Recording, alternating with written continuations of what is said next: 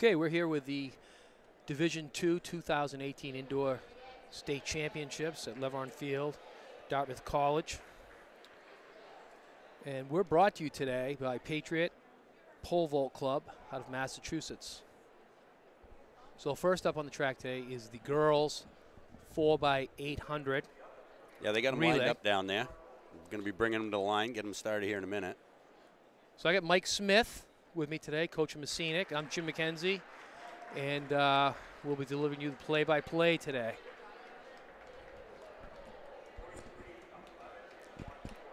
Cole Brown's the top seed coming in, and it looks like that they certainly want to win this one, as they haven't doubled their people quite as much as some of the other teams are that are looking for the team championship. Sauhegan, those girls have a pretty good workload today, as they're entered in a lot of individual events, and I'm sure some of them in the 4x4 as well. Cole Brown has the state record right now from 2014, 945.82. And the overall state record is 937.52. That's by Manchester Central. So Division II record held by Cole Brown.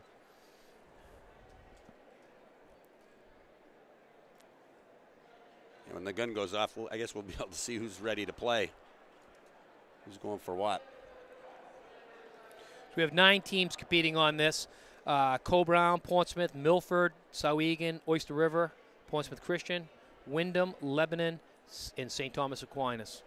Top time coming in is 10:14 by Cole Brown, Portsmouth with a 10:16, and Milford with 10:26.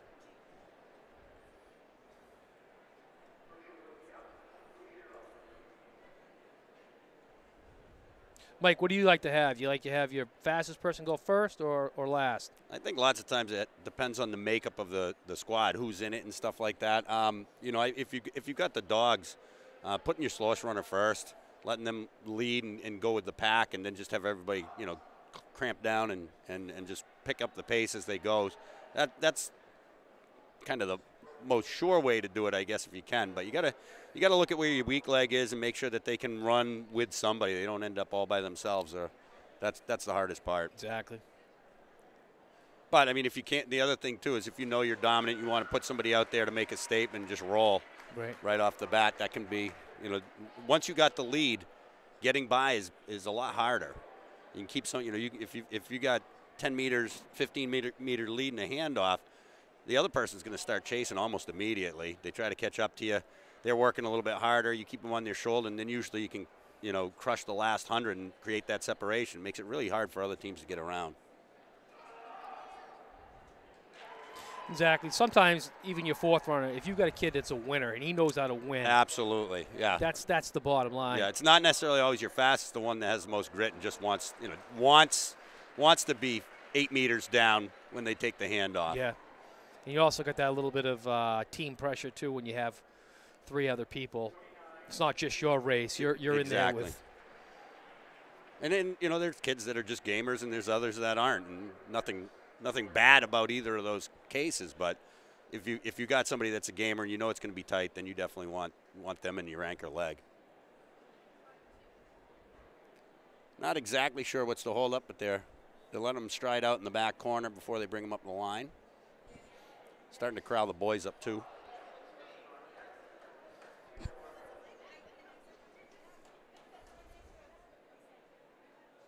Well, it should be a good day. We got a lot of quality runners this year, especially on the girls' side. Division II girls are it's absolutely loaded.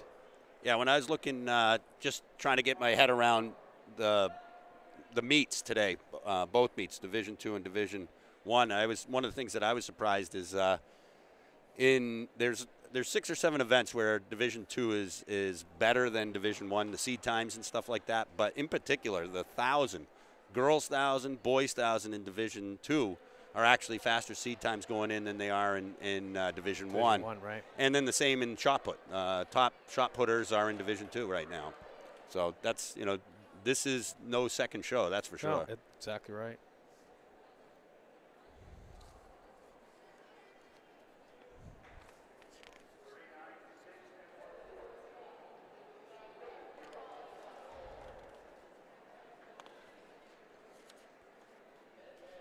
Looking over at high jump, I'm not really sure exactly where we are, how many people are still in, but they're making attempts at 6 feet now. So they got to be getting down towards the end of the thing. I know that they said there are 6 guys in at 5'10". Yeah, so 6 feet, to me, that's always the standard. Yes. Yep. And for the guys between good and everybody else. Yes. You know, if you can hit 6 feet, you're right there nowadays. Well, you know, that's when you're at the point where the guys are jumping their height and better sometimes. So I had this girl one time come out for I think it was in gym class. She was like 4'3" or something like that, but she could actually high jump, and just this is a little PE thing. And I tried so hard to get her to come out for track. She was never going to be the top high jumper, but you know, people were certainly going to underestimate her. Exactly. All right, they're approaching the line now. Here we go. Get this show running.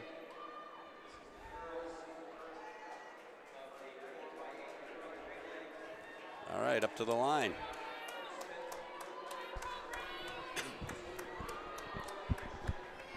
Well, giving the people what they want. You can hear the crowd starting to get into this already. They haven't even shot the gun.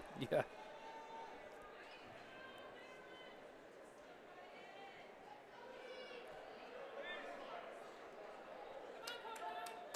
I think one of the interesting entries here is Portsmouth Christian. I mean, you don't really get that much smaller a school, and then to be able to be one of the top 9 teams going into 4x8, that's pretty good. Yeah, and their top leg there, she's a gamer. She is a gamer.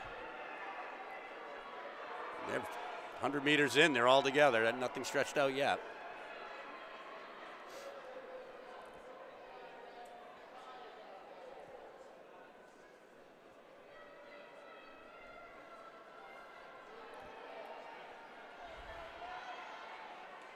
All right, Souhegan at the front, followed by Wyndham and Cole Brown, through in about 37. Still only 5 meters between first and last. So 37.5, and that's basically 5-minute mile pace, so 2:30 half. So which gets you 10 minutes. 10 minutes, which is right where they receded, right? Yep. Be nice to see someone go under 10 today. It would be. 10:14 is the best seed here, but you don't know how they ran it during the season. The thing is, too, if you know you're in, you don't really worry about it at the end of the season to improve your spot. Souhegan, Cole Brown, Portsmouth Christian, Portsmouth, Wyndham, Oyster River, Milford, and Lebanon right there still. There's still 10 meters maybe. So right on 75 again. Yep. So 75 at the quarter. And then you had the magic adrenaline. Yeah. Gun hasn't. If you want to win a state championship, you know, the adrenaline plays in there. Absolutely. And some kids do awesome things when that comes to, and other kids. Sometimes it crushes them. Crush under the pressure. Yeah. I mean, I think at this point, all you can let your kids know is they're prepared. Yep. And they take it from there. Souhegan, Portsmouth Christian, Cole Brown. She put a 36 in that one. Yeah. There's definitely, you can see.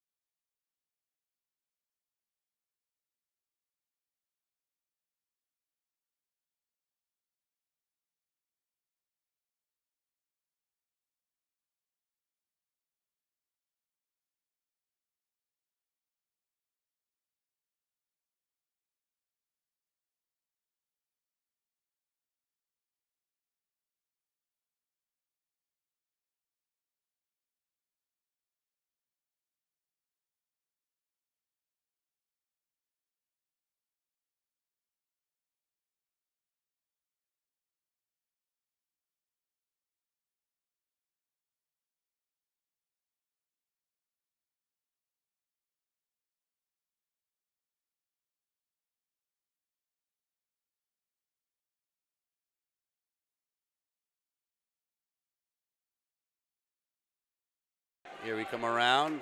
First lap in 30, just over 30. Merrimack Valley, Trinity, Cole Brown trying to go around Trinity. Looks like Milford, Hanover. Get them spaced out here a little bit more. We'll be able to give you a more accurate picture of where we're at. All right, the state record here is 8:01 by Merrimack back in 2008. I don't think that's happening today. No. Division II is 819.95 by Portsmouth, 2014. All right, we're through in 103. Merrimack Valley still out front. Trinity, Milford, Coe-Brown, Oyster River, Hanover, Conval. Maybe that wasn't Hanover. It's like Hanover behind Coe-Brown, behind Conval, and maybe Windham.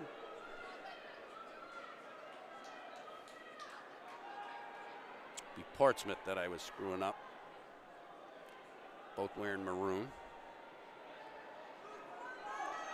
Merrimack Valley still out front. Then Trinity, Milford, Oyster River, and Coe-Brown, Portsmouth, Windham, Conval, and Hanover. Getting ready for the first handoff. Merrimack Valley has opened up a lead and has kept it basically through this first handoff, or first leg, I should say. Not a bad way to run it. So through in 2:08, and it's Trinity, Milford, Oyster River, Portsmouth, Coe-Brown, Windham, Hanover, and Conval taking it at the same time. Hanover having a little bit of a leg up on that.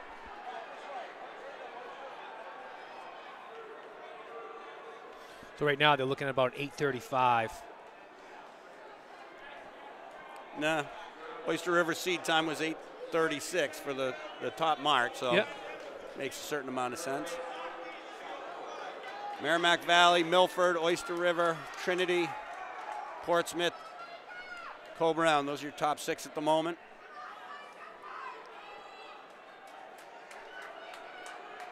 Looking at the makeup of some of these teams, I don't think these are necessarily their qualifying teams.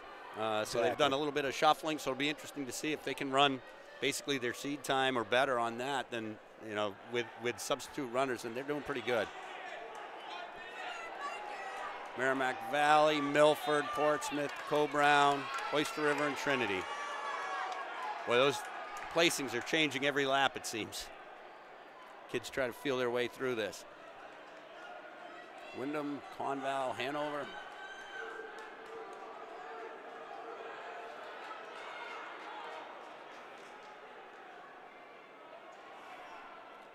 Last lap, Merrimack Valley came through and was looking over their shoulders with 2 to go. That's not necessarily a good sign.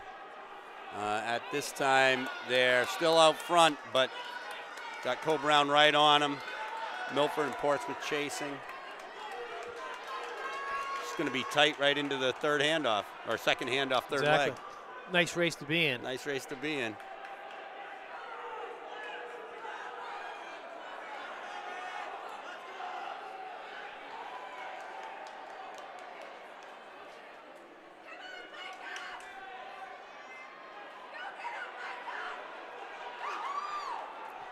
Looks like Portsmouth getting the baton first. And Merrimack Valley, Coe-Brown, Milford. It's one of the Reynolds. Not sure which one because they look so similar, but one of the Reynolds out front for Merrimack Valley, so that should be a pretty strong leg. So they came through in about 4:18, so we're looking at 8:35, 8:36. Yep.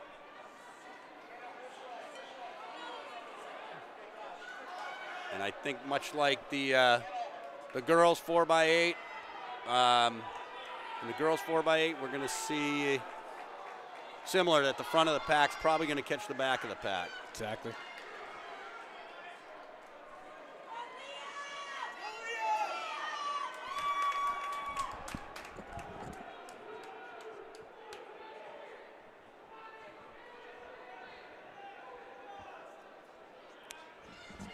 Seven, 8, and 9 are running together the whole way. Just remember today we have 2 streams going at the same time. We got one that's right here, and we got one that's following the the lead runners around the track. So it's pretty high end and a lot coming together at the same time. Absolutely. I don't know how any of this stuff works. I don't even know what we're doing, Jim. We're just talking.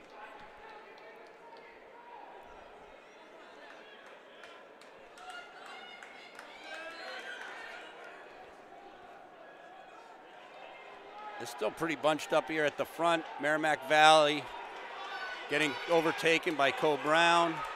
Portsmouth right there. Milford. That guy's striding out like no tomorrow. Wyatt Mackey, that's a freshman. That is a freshman. They had 2 freshmen. Their lead leg, Luke, was a freshman too. Oyster River, Trinity. So this could be a pretty solid battle coming into this last handoff and last leg. You got Tangway on the line.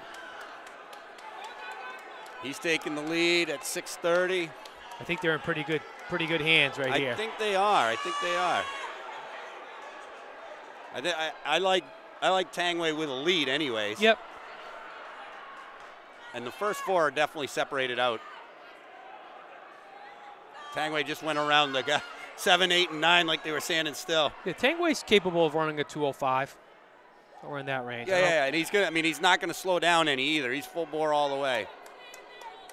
He just went through. He's probably got 20 meters on Milford, Portsmouth, and Merrimack Valley.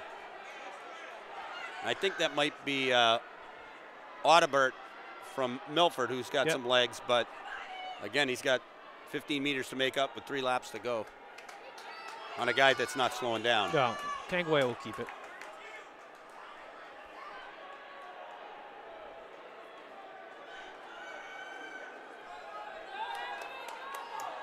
Halfway through his leg, Tangway has a lead, keep maintaining the same lead. Only disadvantage is they can see you. You can't see them when you're in the lead. That's right.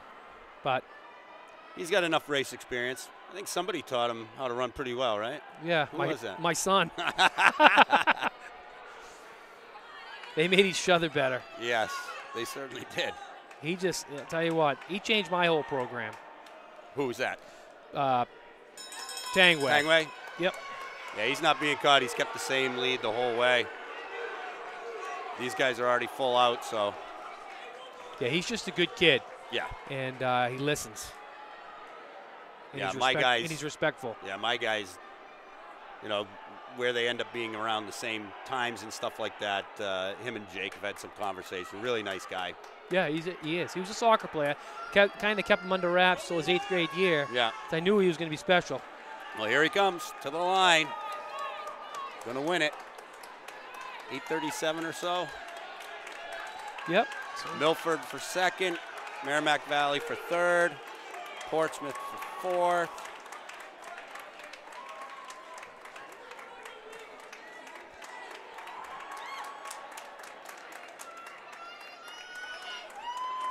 It's going to be Trinity for 5th. Oyster River getting 6th. They're in it for points too. They're definitely a team that has a lot of potential at this meet. They've got a lot of entries, especially in some of the distance events, and so they're going to be looking to score at any possible point that they can. They definitely did not run their big guns in the 4x8 here. Top seed, finished 6th, and that's probably what they wanted them to do. Obviously, when your name's sitting in there in the number 1 slot, you'd rather see, the tops finish in the top spot, but they're looking to get those individual points from the other guys. Exactly. You got to pace it off. If you're in the hunt for a state championship, it's like playing chess. You got to figure out where to put everybody. We've always been so individual. We never really think about it. The kids pick pretty much the event that they want to do and stuff like that, where their best asset is and stuff. And that's the thing we were talking about earlier, where some kids that are actually superstars, but they're on really good teams, they've got to spread themselves thin. They do. So they might not put up the fastest times or whatever, but their team could win a state championship. And then on the other end, you got kids that are on such great teams, and they get to focus in. So, yeah. it's one of those Yeah, I mean, we'd tough calls. Yeah, we'd love to be in it for a state championship, but you know, the size of our school, there's just Right. no way. You know, we're half the size as some of the other schools in Division III. You know, we're not going to be able to cover all the events the same way other teams do. Exactly. It's hard to measure your program by that, and you can't. It's not really. I mean, the best we've ever done at a state championship is fourth. Fourth place. But we only had entries in the 4x8, high jump, 800, mile, 32. That's pretty much where we were at. And, you know, so you can pull down all the points you want there, but you're still not going to win a state championship. Still come up short. It's like Manchester West today. Yeah, that should the two Robotis and their hurdler are going to get all of their points. Yeah, I mean, they must have one other girl that's running here today. Maybe hurdler. No, but they must have one more because they need another leg for the 4x2. Right. So they have 3 people qualify for the meet, and you know, things go their way. It's possible. Yeah. They could certainly be in it.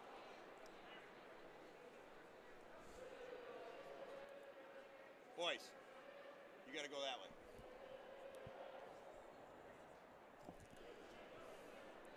Well, they're getting set up now. They got to change the start line for the sprint trials. Getting ready and pulling out the hurdles. Setting those up.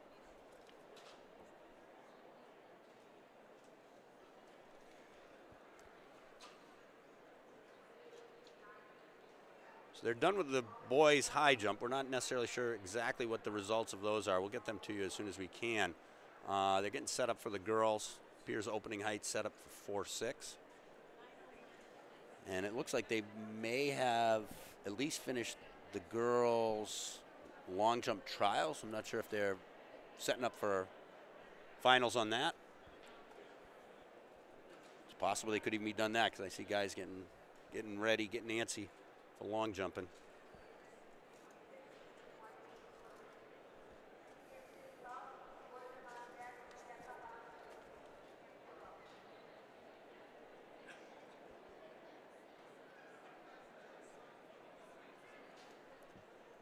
Might as well remind everybody that today's meet is being brought to you by Patriot Pole Vault. It's a pole vault club out of Massachusetts looking to enhance people's experience in pole vaulting. They're very, very knowledgeable. I know that a lot of the people that use poles in New Hampshire actually even they rent them out. Yeah, that's a good thing to have. Absolutely, it's a nice resource. Yeah. My son Forrest, who won the state championship this year, he's at home watching us, and he just he sent me a text. And he said, "Dad," he goes, might be a good thing to say. Cole Brown won that 4x800 with 3 freshmen. Yeah, 3 freshmen and a senior, and absolutely. that tells you the program that they got there and how I coached Deerfield cross country, and they put the whoop ass on us a couple of years ago. They did, yeah. And that was probably as good a team as any in the nation. I mean, it was at that age. Oh my God, it was just loaded. And these guys, you know, a bunch of them now are freshmen. Yeah. And the other kid there was Porter Higas, that who can hold his own even at the short distances. Yeah. And he's like a man already. Yeah. I see he's listed in something. I can't remember exactly. Yeah, he'd be in he'd probably the 600 or something. Yeah, the 600. And he was out all cross country season. But he is. I know his father, and his father's strong as an ox. And but that group of kids, and when they get Aiden Cox in a couple of years, and, Tyler Kasich, they're going to dominate again right in the cross country. And they just do such a good job up there. They do. You know, I would say, you know, I've known Tim and Brent probably 10 years, something like that, where our programs kind of cross paths and stuff like that. And you know, you can't ask for better guys to coach with/against.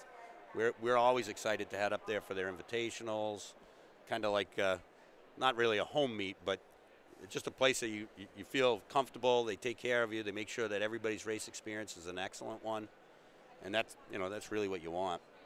That's the secret to coaching too. If you have the passion, and the kids believe in you, you can do a lot with it. You can, yep, and they certainly. You know, it's a different experience. You know, certainly from where we come from, track and field's not really, you know, the school doesn't look all that highly on it, even though we got some of the best athletes in the state. and then to go up to a Co-Brown meet, and there's 100 parent spectators all decked out in Co-Brown stuff, cheering on their kids, but just cheering on the fact that it's, cross country or track and field at its best. So we have the 55. We do. High hurdles coming up. We're going reverse order for trials, so they're starting out with the boys first. It says in our first heat we've got Steve Weeks of Portsmouth, Brian O'Malley of Portsmouth, Jack Finneral of Portsmouth, Ryan Clatcher of Co-Brown, Ryan Gonzalez of Portsmouth, Mason Martell of Newport, John Ellie of Pelham, and Andrew Weeks of Portsmouth.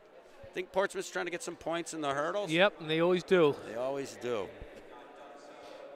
Back in the 80s, I had Reggie Snowden, Darren Hartong, Gary Turgeon, Brian Gorey, the 4 best hurdlers in the state, all on my team. Nice. And that's why we won state championships, because of those guys. I know in Division III for outdoor, one of the things that used to help you win a state championship were pole vaulters, but that's kind of gone away because there were only a couple teams that were having pole vault at the time. But most of the division has caught up. We don't do pole vault, but that's, we have a dirt track, so where do you put up pole vault pit? Exactly. Tell you that Scott Rathburn from Keene, I saw him the other day down at Yale. He's the real deal, pole vaulter. Yeah. And he was a very good wrestler also, and he switched over. Well, probably makes pretty good sense that a wrestler is going to be able to manipulate their body the way that you need to in pole vault when you get to those upper heights. Yeah, and I think he'll be challenging state record this year. Yeah. The way he's going. A lot of technique involved. Yeah, the early, in the early development of them, you just see them ride the pole up, but then when they actually start bending the pole and inverting, it's a whole new game. I always thought it'd be awesome to do, but now as I'm older, the last thing I want to do is grab onto a pole and go upside down. I go upside down enough when I'm running at this point.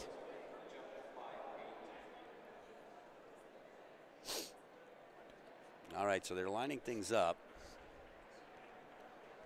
Portsmouth's got a total of 9 in both heats. That's beautiful. Like, what the heck? 9 at 50%. More than 50%. This is a total of 16. So 9 out of 16.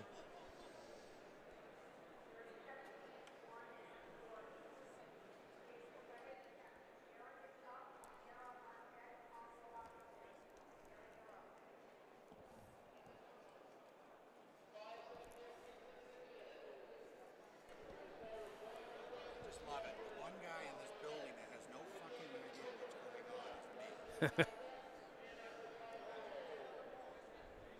right, they got them down there for the blocks. They're getting ready.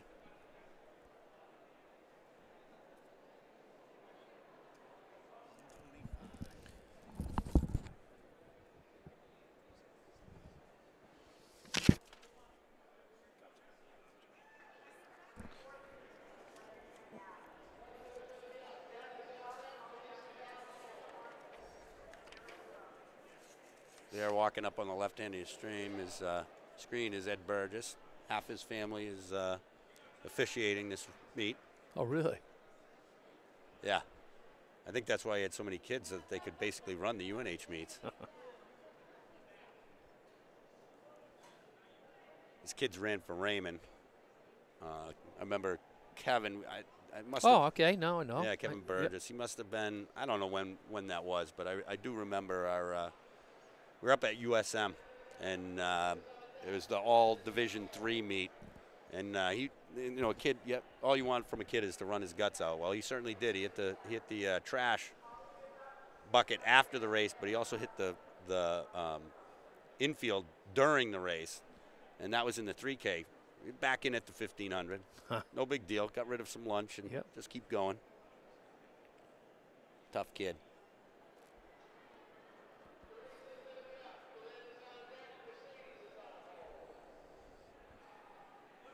Looks like they're getting started up in the girls' high jump officially now. So Orion Clodger is the number 1 seed, comes in with a 7.880 from Co-Brown.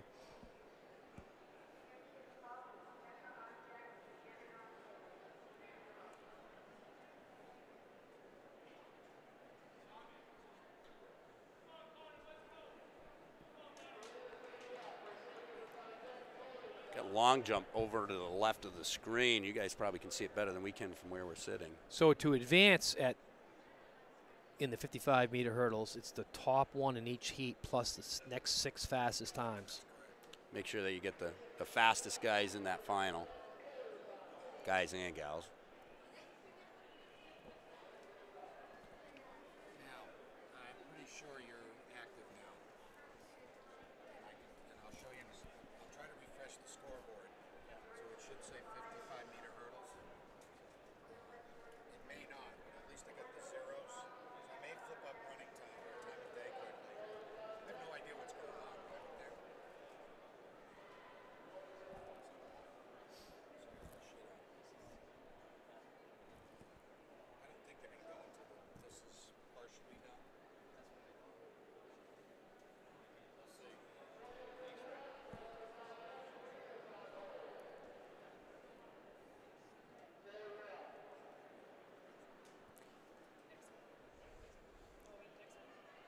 Right across from us is the timers. We've got Rick Berryman, who's Lancer timing, and they've been doing a phenomenal job for many years. I mean, as long as I can remember anyways. They've been the timer for cross country and indoor track and all that other stuff. Long time. Long time. Ed Daniels is doing the announcing. Yeah.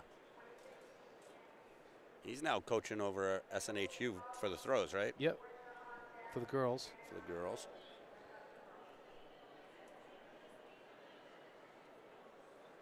It's funny, the other day I talked with him,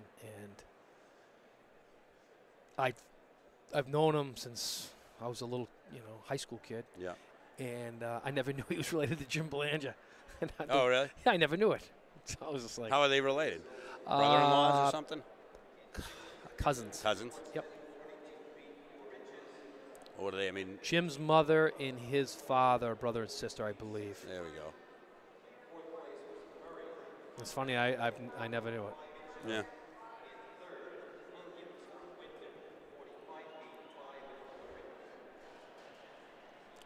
I'm not sure what they're holding for. Might be that they're got a couple guys in the long jump that are going to transfer over to the 55, and they're in the middle of jumping, or I don't know. I kind of saw some indication that they're waiting for something going on over at long jump. Well, while we're waiting, let's talk about state records, Division II records. So Division II record is from Demal McFadden. He ran 7.49 back in 2011, and then the state record holder is still in action here is Billy Powers. Billy Powers. 7.34 back in 2017. I remember seeing Demal at New England's, and I think at that point he was running, his senior year, he's running some, top national times as well. That kid, I mean, fly in between the hurdles, but also over the hurdles. He was so fast over the hurdles compared. It was like he was in an entirely different league. And I watched Billy Powers last year at this meet and outdoor, and he's fast too. Yeah, he's the best I've ever seen. Yeah. It really is. Yeah. I mean, like I say, hurdling was the big thing at Portsmouth, and we had great hurdlers. It's just different. He's the best I've ever seen. It's just different. And it's not like he's a tall kid. No, he's actually pretty broad. Yeah, he's just perfect form. But last year, I remember where did he come up short? I think it was the division championships or something. He was, highly favored to win and try to break the record. I think he made it to the first hurdle and kind of messed up. But then the following week he came back and just, got his act together. Yeah. But, sometimes that's the best thing, too. He was so hyped up. I think he just hit that. He came on to the first hurdle so fast. Sometimes. I know I was clerking Meet of Champions one year, and that Sauhegan guy was so good. I can't remember what his name was off the top of my head. But he had just come from high jump, and he had his street shoes on, but they were calling him for the hurdle trials. Mm-hmm. And we're like, you got to get up there. They already called him up. And he's like, okay, throws his spikes down, goes up, wins his preliminary heat in regular street, regular running shoes, goes back, and then crushed everybody when he put his spikes back on. It's funny, huh? Yeah, the kids that have it, have it. Yeah, the other day when we were down at Yale, we were watching them. They were doing the trials, and no one had blocks. They were just pumping them through. without blocks because you know how kids mess with the blocks. Oh and my that, Lord. taking up so much time. Yeah, yeah. It was kind of refreshing to just see that. Yeah. Well, I mean, I think UNH 300's no blocks. Yeah. No block. I mean, what kind of advantage you get? I mean, sometimes you do. It's the kids that really know how to run blocks, but high school at 400, you got to be a particular guy to really utilize blocks that well. Most of the kids, they'll get in them, but then they'll stand straight up as soon as the gun goes off, not really maximizing the value of those of the blocks. But when a kid can use the blocks, they become a huge advantage. Exactly.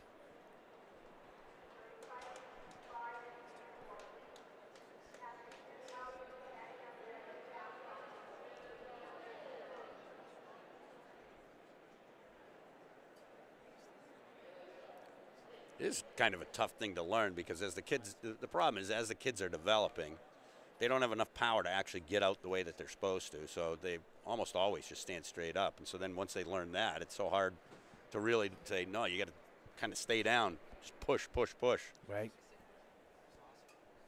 It's amazing when you watch the guys from like the U.S. team, how they utilize it. When you watch them use an exchange zone too. Exactly. Well, I don't know. U.S. is wow. We dropped the baton a lot, but yeah. But when you got it down right, yeah. It's just. I remember Mr. Grogan. He didn't care if you're 4x400, 4x800. You had to get it. You had to get it down the right way. So. Every second counts. Every point counts. It doesn't matter. You just put everything into it. Yep. Believe me, I was on the receiving end of 2 1-point losses to Nashua indoors. We beat them outdoors. They beat us indoors. But 1 point. Yeah, 1 point. We did that in cross country. We won in a tie on our 6th guy one year. It was a weird year because I think 3 out of the 6 teams won on ties, and then the next year we lost by 1 point. Sometimes I think that makes you better. Oh yeah. Everybody hates losing, but sometimes the losing jumps you up to the next level. I think individually for kids, sometimes it's the best thing to happen to them because they realize sometimes they got to double down, and especially your kids that it comes easy to. Right.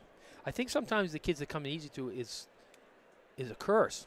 Oh, absolutely. They're definitely the harder to coach for sure because they can do so well without doing very much at all. Yep. Those are definitely the biggest challenges. The kids that aren't super talented, they're willing to work hard because they know that's the only way they get anywhere. Exactly.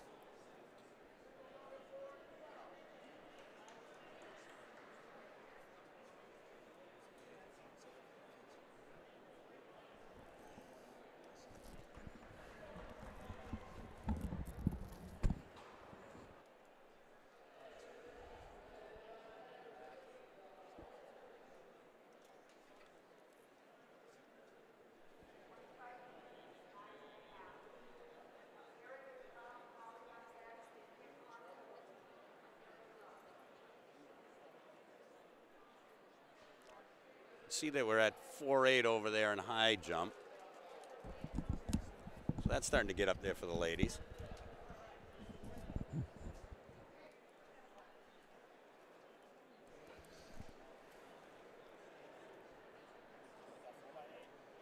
I had a girl that we end up getting high jump and jump 5.2 gets up there.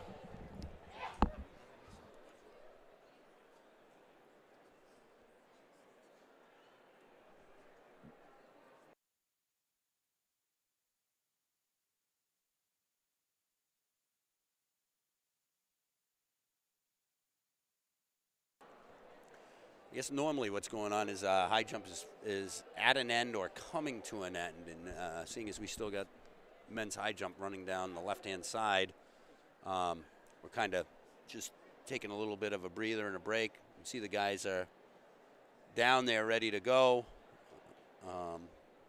Saw Klatcher working his way through.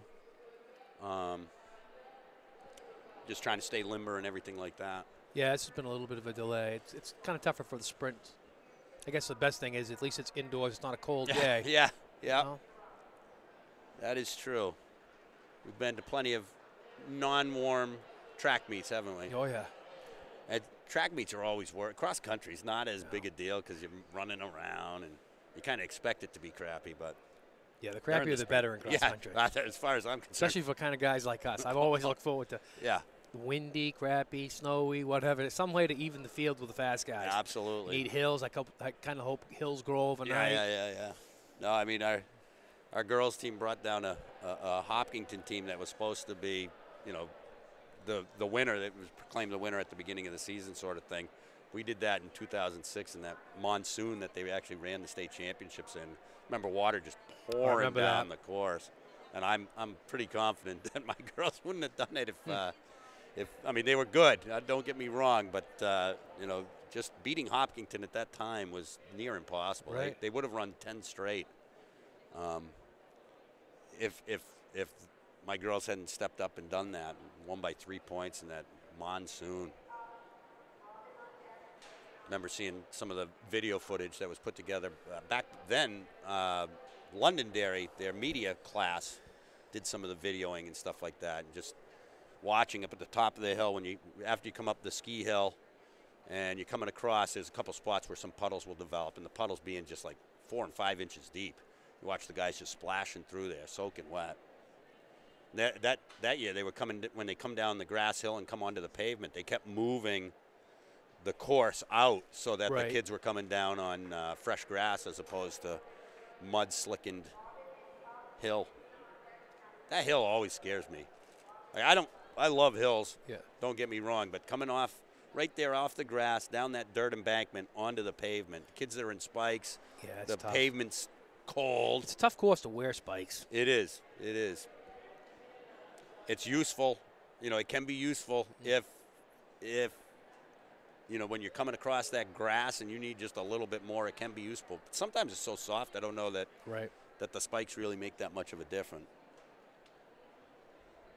If it was wet and solid, that's a little bit different. Then you need it. Yeah. Interestingly enough, they had the USATF cross-country championships yesterday down in Tallahassee, Florida. Oh, really? Yeah, we were down there. Me and Tim Cox, we had some runners that were running there for Junior Olympics back in December, and that course was absolutely fantastic. Solid course. I mean, and they were talking about some of these pros that don't normally run cross country that were coming out to run cross country. If you were someone that doesn't normally run cross country, it was a very good course to be on because it was solid. We were down there, and it was absolutely pouring out. Well, we're getting ready.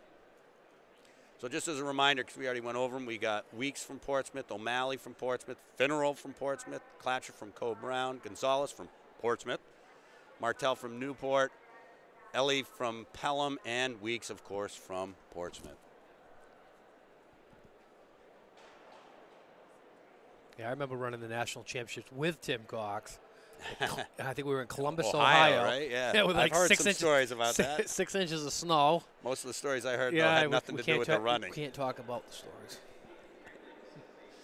Sounds like it was a fun time. It was. Most of the best guys from New Hampshire, Maine. We all went down together. It was perfect. Fun time.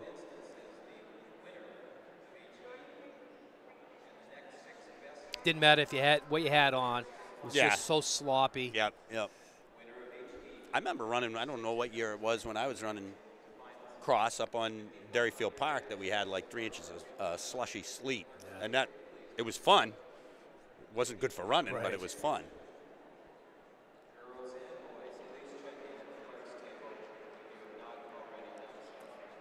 So they're just getting things finally set up. Looks like the officials are starting to walk this way, make sure everything's all hunky-dory before we get rolling. Does appear that long jump is finished. Here comes Larry Martin, so heads will probably roll here pretty soon.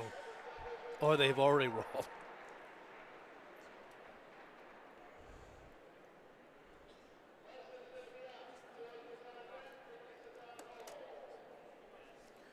New Hampshire cross country right there, standing on the track in gold. Exactly. I remember when he was coaching at Raymond, and how powerful those Raymond teams were. Oh, my God, yeah. I was running then. I remember going over to their track. They had a dirt track. Yeah, I still do workouts on that track. You still do? Yeah, I'm sure. And but it was at that point a top-notch performance. I mean, it was one of the best places to actually go race at that point. Remember they had an embankment or something like that, a grassy embankment, just laying out there, waiting for the next event to come up. I say we've had some serious floods, in the past 20 years that have just, you would have never known there was a track or anything there. The water came all the way up to that. Wow. Flooded that whole area off. Wow. Hold some swimming races in there then. And Raymond's got one of the best runners here today, Anna Harmon. Oh, my Lord, yeah. She's a machine. She is a machine. I wish Julia Robitaille and her were matched up, and Durham were all matched up in the same race. I mean, you can't blame them, though. If you're maximizing points, why would you? I mean, exactly. You got to do what you got to do. You got to do, because Julia was ranked second there. But, swap down to the 600 where maybe you got a shot at taking the whole thing. It would have been, certainly the top points would be in question if in the 1,000 for sure. Exactly. So I remember Harmon last year in the 1,000 was kind of the favorite. She was the #1 seed, but I think it was Christy Schofield was in the field as well. And you don't sleep on her either. No. And Harmon just couldn't quite ride her off. And then, if you've been following somebody for 4 laps and you got 1 lap to go, you're almost always guaranteed, if they've taken it hard, that you have a better shot at stepping around and taking the race. And that's kind of what happened. Yeah, there's nothing better than being in the driver's seat, sitting right on someone's shoulder and knowing that you can outkick that person. Absolutely. And you know what? And the kick doesn't always go to the fastest person. It doesn't. It goes to the person who's got the most gut strength and who can pull the trigger the hardest. And is ready when it's time. Yes. When it's time. It's hard to teach that to kids, that they can be in the driver's seat and not necessarily be right at the front of the race. Exactly. And sometimes it's to teach them that they can be at the front of the race and control everything, maybe slow it down, maybe put on some surges or something like that, but they don't have to be running straight out to be in charge. Yep. I can't remember who said it, but there's a quote somewhere saying that the only time you need to be in the front is at the finish line. Exactly.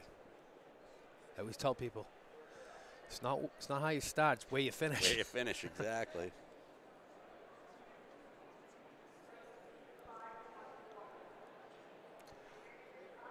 But sometimes you do have to tell the kid that winning is the option. I don't remember exactly when it was, but I had Tim Fafford had won Division IIIs in cross. He had to go up against Co-Brown's Brassard. And I remember telling him beforehand, I said, hey, look, you can follow Brassard around all day and finish second if you want. Right. Or you can find a place on the course to take it to him and then maybe win. You still might come in second. You might come in 10th. But, if you want to win, you're going to have to take it to him. You can't follow him the whole way because he'll outkick you all the way down the finishing straight. Half a mile in, there's Tim right at the front. And I just couldn't believe that he could push Brassard as hard as he did. And then they came down into the finishing chute. I'm like, okay, well, it's over. And at least he tried. And, I mean, he actually made up ground on Brassard coming across the field. Couldn't quite get there, but pushed him to the limits. And that was, I mean, to me, that's the best race that kid ever ran. Came in second. But he found out what he was made out of. Yeah, there's no shame. There's no shame in coming in second. Absolutely not. Not if you worked hard. Yep. Really, the only shame is when you don't take the shot. That's right. I was at a wrestling match the other night, and this kid was going against the best wrestler in the state. Mm-hmm. But this kid's probably second or third, fourth best wrestler in the state. And I yelled at him. I said, "Hey, kid, take a shot. The worst you can do is come in second." Yeah, exactly. And he did. And those are the things. You just take a shot. You never know. You might just surprise yourself. Absolutely. Never know until you try. And, state championships, you always look, and usually what a kid runs during the year, a lot of kids learn a lot faster in the States just because you got all this competition together. Yep, absolutely. I mean, and, I know as a coach, and I'm sure you do as well, you tell them, we prepared you for today. So go find out what you're capable of today. You know, I get a lot of the new kids in, and they want to improve every single race or something like that, which is not a bad goal, but at the same time might not be the best way to get better for the entire season. Right, there's a process involved. And really, you know, if you're doing things right, it's pretty difficult to run better every single week, unless, you know, the possibility is you just really weren't that fit when you started the season anyways. Yep. It's like mixing events up. Like, say if you're looking to run fast in the 1,000. Yeah. Well, maybe you run the 600 here. Maybe you run the 1,500 there. Absolutely. You know, mix it up. You can't do the same thing over and over again. Just keep beating your head against the wall.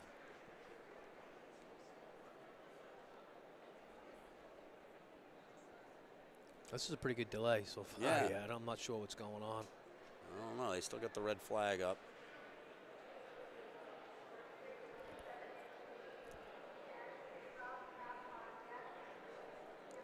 Is there an event that you ever wish you either you did or that you were good enough to do in your career? I always wanted to try steeple, but of course, New Hampshire so I doesn't have did steeple in when college. You got to college. I loved that. Yeah, I did it in high school too, which was nice because we had it at Portsmouth. But you know, pole vault. My coaches always thought I'd be a good pole vaulter. I just didn't. You know, wasn't really wanted. Yeah. I tried everything when I did track. I only did track for 2 years because I really didn't like running around in circles, even though, you know, 2 mile would have been what I probably would have been best at. I tried hurdles, I tried shot put, I tried javelin. I stunk at it all. I'll tell you the toughest event, and I did it quite a few times out back here, is the 10,000 meters. And I used to tell my coach, I said, only put me in the 10,000 unless it's a championship or big invitational. Other than that, 25 laps around, it's a lot. And you just got to get yourself into a zone. Yeah. You know? But, you know, I look back, and all my best friends were all like shot putters. And stuff like that. I always hung out with those guys. And I look at shot putters now, and I'm like, where have they all gone? Yeah. And I think we had 3 50-footers on one team. Wow. So wow. We had one kid, first time he ever threw a shot put, he threw 56 feet. First time he ever picked up Gary Girls? Walker. No. Whoa. His name was Gary Walker, and he went on to play 2 years for the New York Jets. Wow. He was a stud. He was just a huge football player. We had John Crothers and Dan Heath. All right, here we go. Been given the green light, white flag. We're going to be getting rolling here in just a minute. So now that the long jump is completed, we're good to go on the hurdles.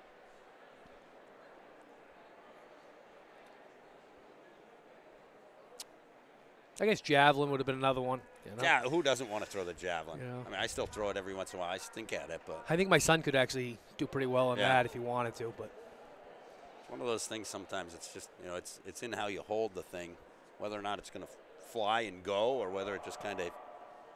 All right, we're up here. Again, the fastest in the heat, and then the 6 fastest times are going to fill the field for the final.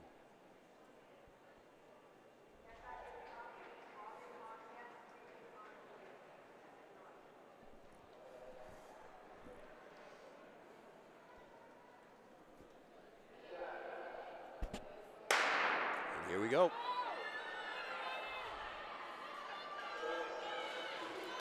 Platcher's definitely out in front of the field, wins that one. And then a Sea of Portsmouth. There's the first heat. 5.97 on the board. 5.97, that'd be a hell of a record. That'd be a world record. Yeah. A few times over. So I don't know, something happened with that time. Yeah. Doesn't matter, they'll figure that out. Yeah, absolutely. They've got backup systems for that. Second heat, we got Reminar of Belmont, Kelly of Portsmouth, Cody of Oyster River, Fahey of Portsmouth, Capongo from Portsmouth Christian, Goodrich from Portsmouth, Lassard from Merrimack Valley, and Jacopellis of Wyndham. Saying that 8:06 is the time. Yep, I would say that's about right. I wish I could get halfway down the runway in 8:06. So we've got the times up on the screen. We're just waiting for the names.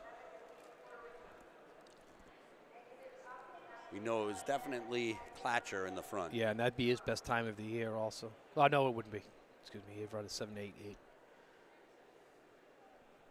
Fastest time he's run today. Yes. That's his fastest time he's run today. Yep. Yeah, that's a good comeback. All right. So Clatcher won that with a 8.06. Gonzalez of Portsmouth, 8.71. Federal of Portsmouth, 8.80. Martel, Newport, 8.90. Weeks, Portsmouth, 9.24. O'Malley, 9.39 of Portsmouth. Ellie from Pelham, 9.41. And Weeks of Portsmouth, 9.81. 9.39 will be the time to beat to make sure that you're into, well, 9.41 actually to be into the next heat.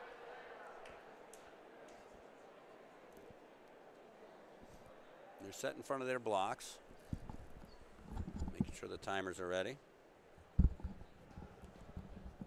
Just a reminder that Meet Hub today, sponsor is Patriot Pole Vault out of Massachusetts.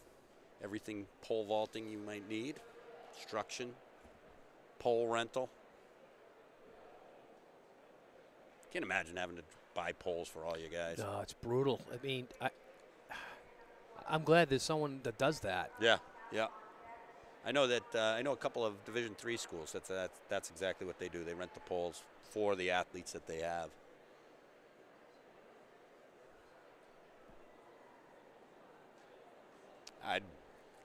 Down our neck of the woods, we just go out in the woods, cut down a few saplings, and see which one gives you the best spring. Right. We used to do that, actually, with pole vault. We used to do it when we were fishing. We'd pole vault over the stream to get to the other side. Usually didn't work out that well. It was a fish and swimming expedition when we did it. Yeah, Maple's pretty good. Stay away from the aspen, poplar. Poison ivy covered. Yeah. All right. Got the green light for this heat.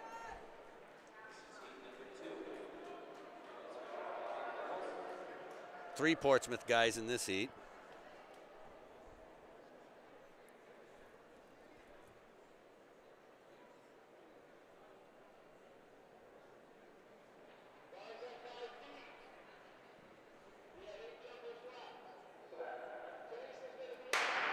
And they're off.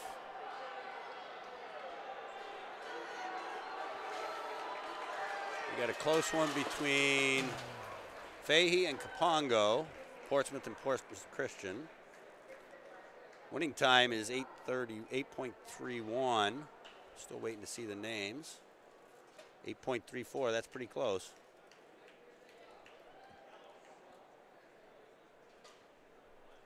The world record was just broken. 2.97. 2.97. Whole 3 seconds off. No. So Kapongo of Portsmouth Christian won that, 8.32. Will Fahey from Portsmouth, 8.33. So 1/100th of a second difference. Goodrich of Portsmouth, 8.58 for third. Jacobellis from Wyndham, 8.69. Cody, Oyster River, 8.76. Lasad, Merrimack Valley, 8.86.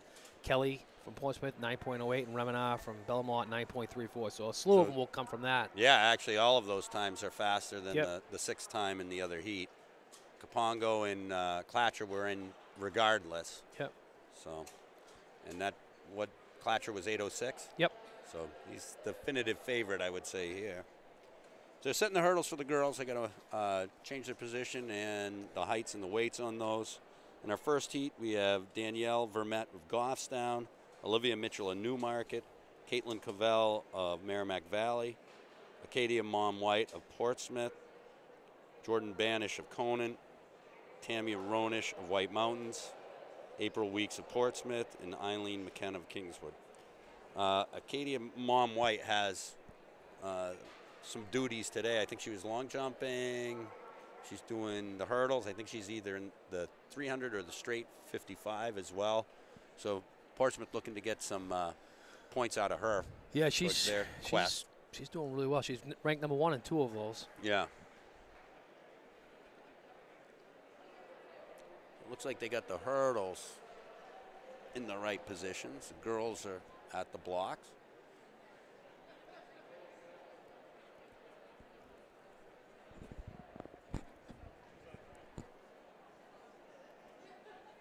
Yeah, I always thought steeple, and then while I would be no good at the hammer, who doesn't want to swing that thing around? That's a good one.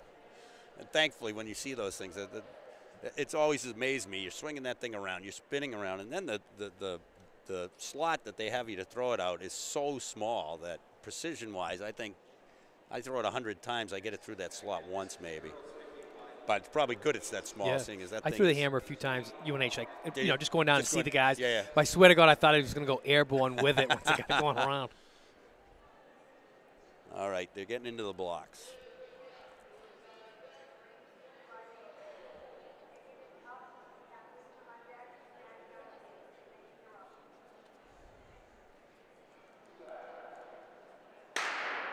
And we're off.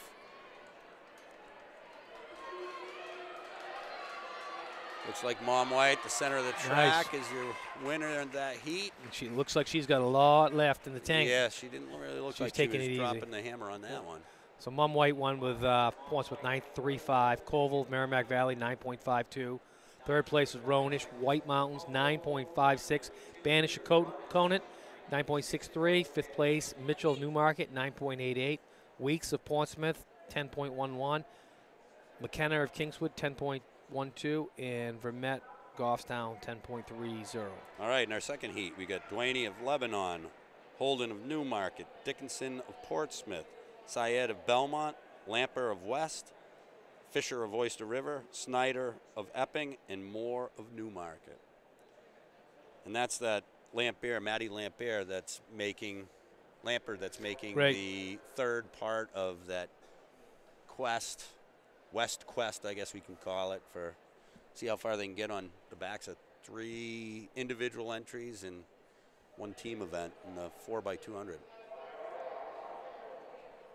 Should be interesting to see how that plays out. I'm pretty excited about that. They're going to score some serious points. Yeah.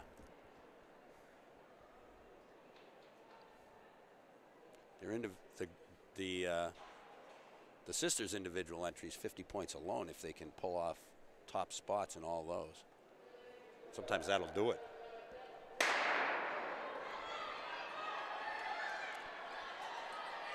We're off.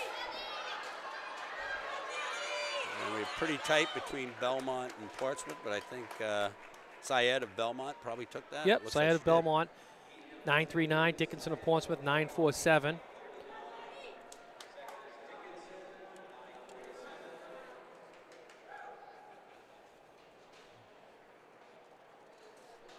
Fisher of Oyster River, 9.76, coming third. Lamper of West, 9.77. Holden of Newmarket, 9.92. Snyder of Epping, 10.04.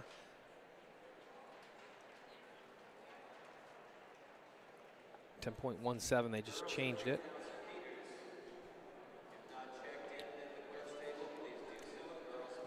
All right, while we wait for those final times, let's set you up in the boys 55 straight. We've got Dupuis of Belmont, Burns of Wyndham, Goslin of Kingswood, Doucette of Hanover, Duckett of Trinity, Finneral, who's just in the hurdles of Portsmouth, Manning from Oyster River, and Clatcher, who is the top seed now in the 55 from Co-Brown in Heat 1.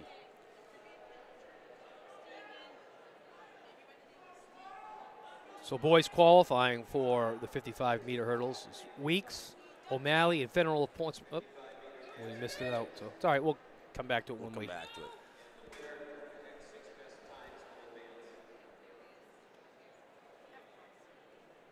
So West Girl didn't even make the finals on that one.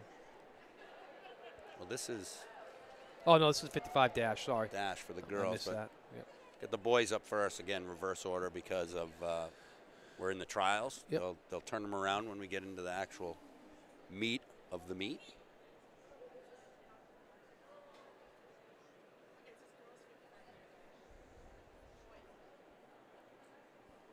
I can't imagine this as an event. This is about the distance it takes for me to just get rolling. I know. I was just thinking the same thing. I'm like, are you kidding me? These guys are flying.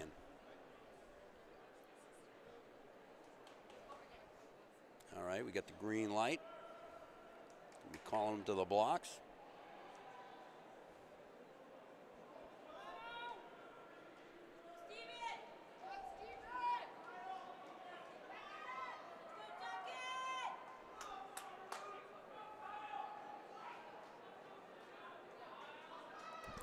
Yeah, with the 55 dash, A lot of it is just the start, having a good start, and then you got to keep accelerating. I mean, 30 meters of the race is all that drive. Yeah, absolutely. So when you listen to them talk about the 100, they're saying 30, 35, 40 meters. Here we go.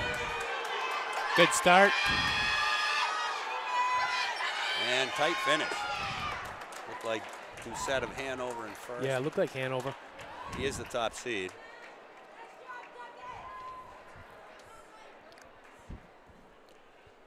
So top time of 6:76. We'll get that name in a second. Second place was a 6:81. It's a good quality time, though. 6.76. Nothing wrong with that. Yeah, it was Doucette. Yep. Doucette 677 official.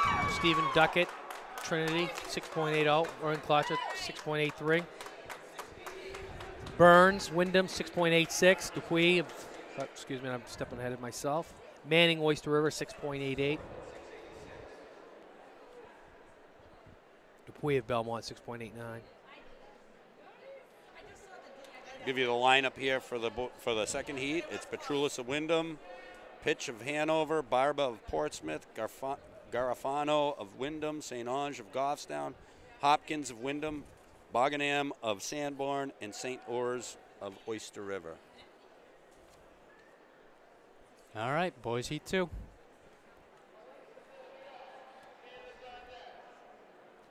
Guys jump around, get those fast twitch muscles firing a little bit before they get in the blocks, making sure they're nice and warm.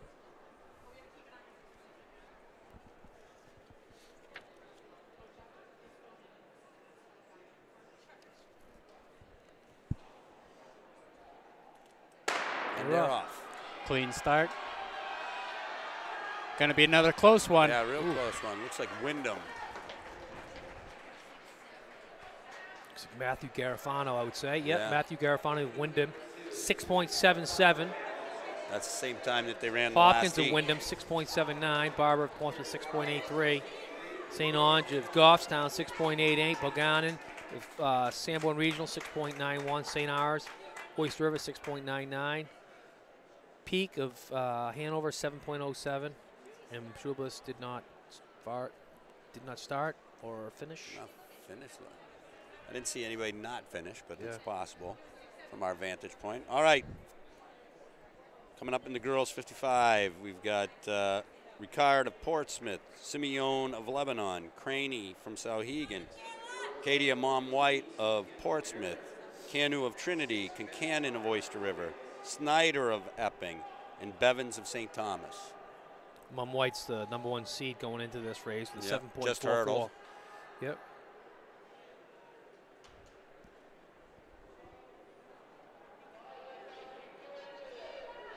Anna Chiafredi was the state record. It was the Division II record. Remember how good she was? Yeah. Yeah. Fast. Girls are off. Good start. Looks like Mom White through the finish line, followed by Cranny. We'll tell you in a minute. Mum White, Portsmouth 7.61. Cranny of Sauhegan 7.65. Cano of Trinity 7.77.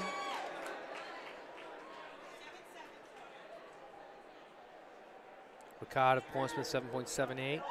It's a close race right there. Yeah. Very close. Very close. Mum White looks like she's got 7-9. another gear. All right, Heat 2. We've got Vigorous of Portsmouth, Darlinger of Pelham, Rowe of Sauhegan, McLean of Oyster River, Robitaille, Corinne from West, Jacoby of Epping, Gordon of Oyster River, and Frazier of Guilford. So begins the march of the Robitailles. Yep. Pretty remarkable what the two of them have been Oh, able to my do. Lord. Just Well, between the two of them, they qualified from everything in the 55 up to the 3K. And in some cases, there was so much overlap with the two of them. Yep. So, pretty awesome.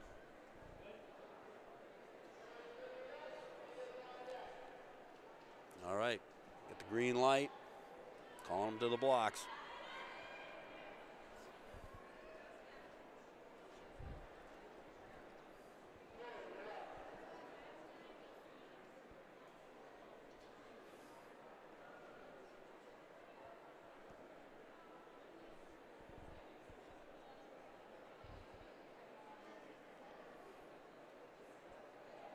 They're up. They're off. Clean start.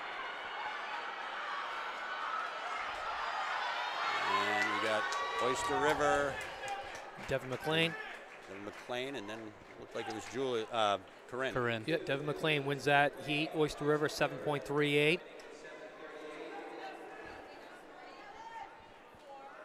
Corinne Robitaille 7.46 out of West. Rowe Sauhegan 7.68. Dallinger of Pelham 7.77. Vigueras of Portsmouth 7.79. Gordon of Oyster River 7.81.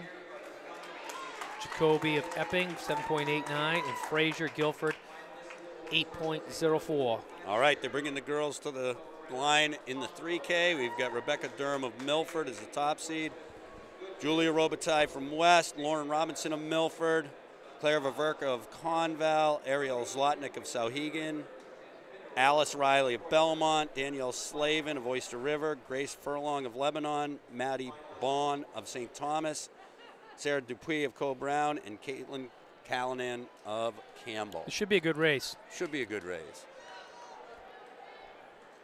These are definitively some of the best distance runners in Division 2 and 3.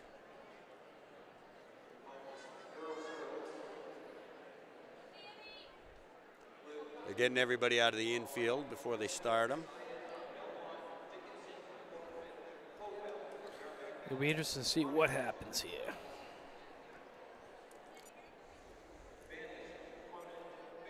It's probably would be appropriate for us to say that this is the longer distance events are the ones that captivate us a little bit more. Yeah, a little bit. Certainly what we know more about. Yeah. And, well, I think sometimes the viewers don't recognize the chessmanship that's going on while they're racing. They just see a bunch of people trying to run.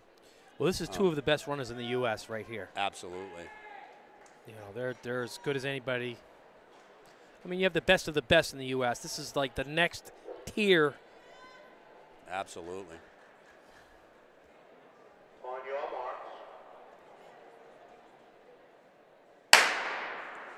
And let's see what they do. I mean, I suppose if I was Julia Robitaille and the amount of work that I was supposed to be doing today, I would try to settle in right behind Durham. If I was Julia, I'd sit to the end and then use Corinne's kick. Yeah, yeah, exactly. Corinne's, I mean, if she gets to be as good, she's going to have an unbelievable, because she's got some serious speed. She does. It's going to be interesting awesome to see how she did. Come out for cross. Oh, my God. It's just. That's going to be a 1-2 punch next year. All right, we got two straight to the front. Durham and Robitaille side by side, rolling through in 37 for a 5-minute mile pace. Rest of the field through in 41, 42. So right off the bat, it's a 9:15. Yeah, yep. Jackie Gaughan, I think, has got the best time in the state right now, 9:34, going into this year. The state record is 10.00.89 from Georgia Griffin, who ran for Hanover. Rebecca Durham's already gone 9:52 this year, so right. And Robitaille definitely can run that. The question is, do they, though? They've both got more work to do. They're just over 5-minute pace. The rest of the field's almost 10 seconds down on lap 2 already. And they're stretching out. It's not like they're jogging for third place at the moment.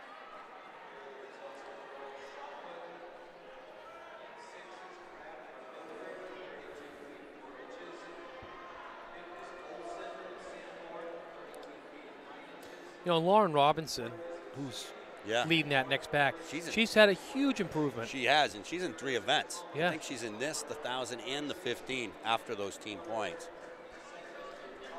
Side by side, I mean, shoulder to shoulder, lap 3.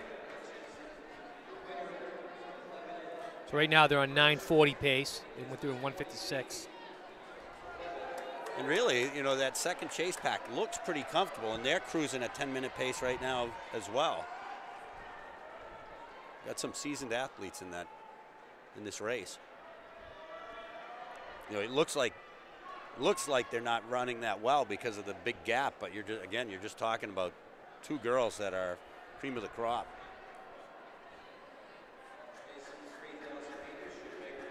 All right, they're through the 800. And 236 and change. So we'll look at 9:45 right now. They're settled in now. Yeah, the rest of the pack, 247. That's going. They're moving, all of them. The back of the pack just went through in 255, so right, pretty solid times all the way through. I know in my preview article, one of the things I was writing when I saw that Robitaille was entered in the 3K, the 6, and the 1500, reminded me of Catherine Bryson, who did that exact same triple and then anchored the 4x4. Hanover ended up coming in second that year, but she had done over half their points. All right, so we've got Julia Robitaille and Rebecca Durham up in the front, and a chase pack of Robinson, Ververka, Slavin. Yeah, that chase pack's still on 10:30 pace. Yeah, so. yeah. I mean, it's a very solid race we see coming. It just seems like so different because they're almost 80 meters up on them.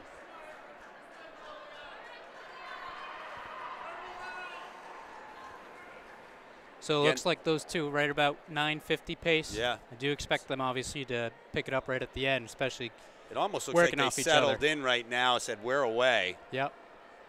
We're away. We've got first and second locked up. We'll wait and throw down come towards the end. Be interesting to see how much they start using that lap traffic in front of them, if they're gonna kind of keep their own or use it to reel themselves in. Well, I think also, I mean, you can, if you're aware enough, and these two girls have been doing this long enough that it might not matter that much, but you can use that lap traffic to kind of create some space for yourself. Right now, Julia's on the outside of Rebecca, and if they come up on lap traffic and she can just get a half step in front of her, then all of a sudden Durham will have to back off. So we've got Claire Ververka and Lauren Robinson running for third place right now, followed by Slavin.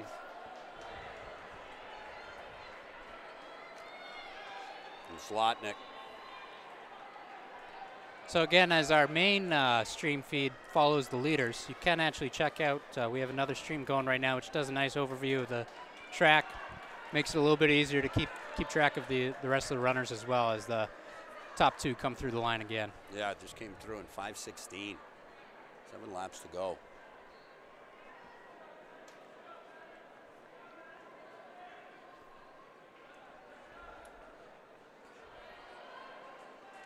Yeah, so they're holding right in there at 9:50, 9:55 pace. Perfect. They look smoked. I wouldn't be hanging out in the second No. too much. I'd be right on her heel and tucking in. Or I think we're going to see it as the laps progress. We're going to see those top two crank down a little bit, test each other out, and see where they're at. Well, she just made a move. There, she just made a move. Julia to the front, starting to lap the tail end.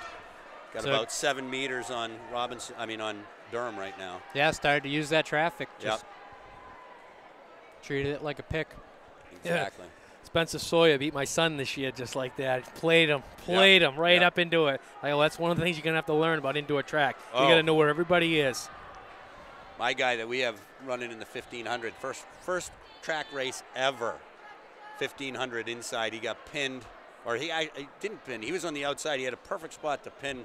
I can't remember who it was from Oyster River, but it gave him the room. Let him slide through. I'm like, you could have had that, kid. Julia is now 15 meters up on Durham. Yeah, and looks good. Yep. Durham looks like a little bit rough. And you look at the doubles and triples, and as long as you keep winning, you get that adrenaline, and you're it helps. It helps. That's for sure. It's unbelievable how much that helps you. Not that I know personally. Someone told me that one time. Yeah. It's certainly a lot easier to run when you know that you're on. I think Scott Clark told me that earlier today. Can only believe half of what Scott Clark tells you, though. He was a stud. He was a stud. He'll let you know that every once in a while. He was as smooth as anybody I've ever seen. There goes Julia. Julia now has 20 meters on the field and is pulling away. So she still is on pace to beat that D2 record, but it's going to be pretty close. Of course, that's not accounting for that kick. Right. This is when you get into the mindset that all these other kids that you're lapping are all ahead of you, and you start working on them.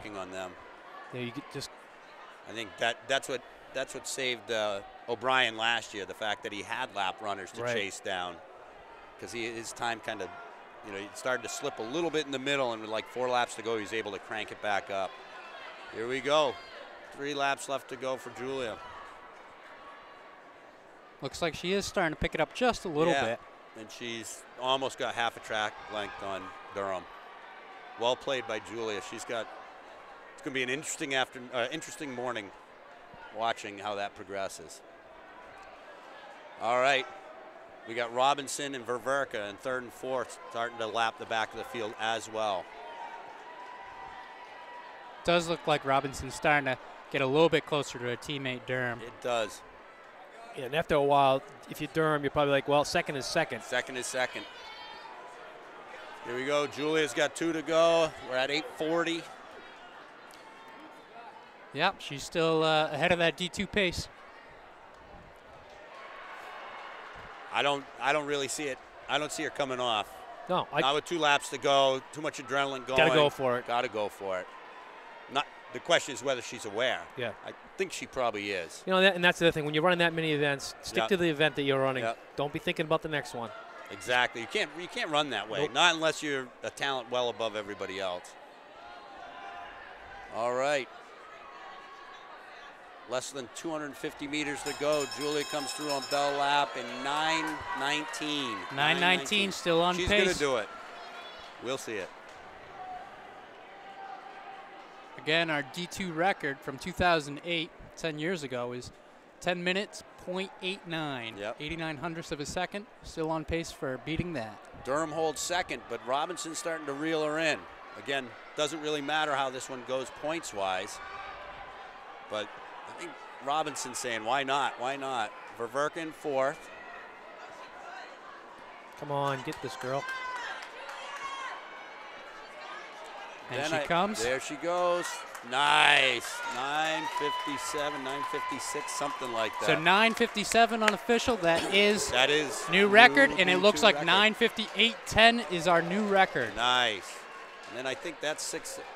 We got Zlotnick and Slavin are in on our 5 and 6 right now, if I've got this correct. But there's been so much Rebecca lapping. Durham. Durham coming in for 2nd. Robinson for 3rd. Milford got. They got 14 points out of that. Yep. Ververka for 4th. So if you're looking at teams, that was 14-10. 14-10.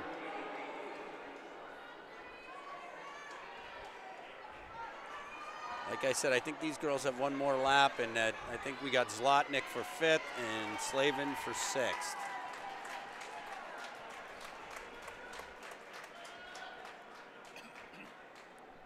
She's tough, huh? Yeah, that was. I mean, looked like it was a walk in the park. Yeah. Too. She looked really good. No real change in any of her mechanics at all. If you're running a state record, Georgia Griffin, if you can beat Georgia Griffin's state record. Yeah, Georgia Griffin was. She was the best crazy. of the best. She was the best of the best. It's like, you know, you look at the level that these girls are at. They're another level. They are at another level.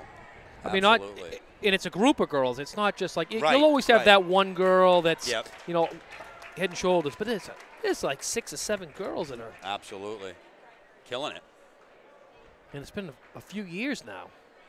I mean, last year was as loaded an 800 field as I've ever seen. Absolutely. All right, coming up for the boys, we got Reynolds of Merrimack Valley, Tangway of Coe-Brown, Murphy of Oyster River, O'Brien of Oyster River, Fleischer of Oyster River, Lewis of Coe-Brown, Stencil of Oyster River, Boto of Monadnock, Corthals of Milford, Donovan of Trinity, Tazik of Coe-Brown, and Kim of Conval. So let me ask you this. How many guys right here are doubling off that 4x8? I think Kasich. just Kasich and Reynolds. No, that's the other Reynolds. That's the other Reynolds. They look so alike. And Tangway. And Tangway. A lot of the Oyster River looked like they had a different set of guys in there. Obviously, they're looking to get some points here.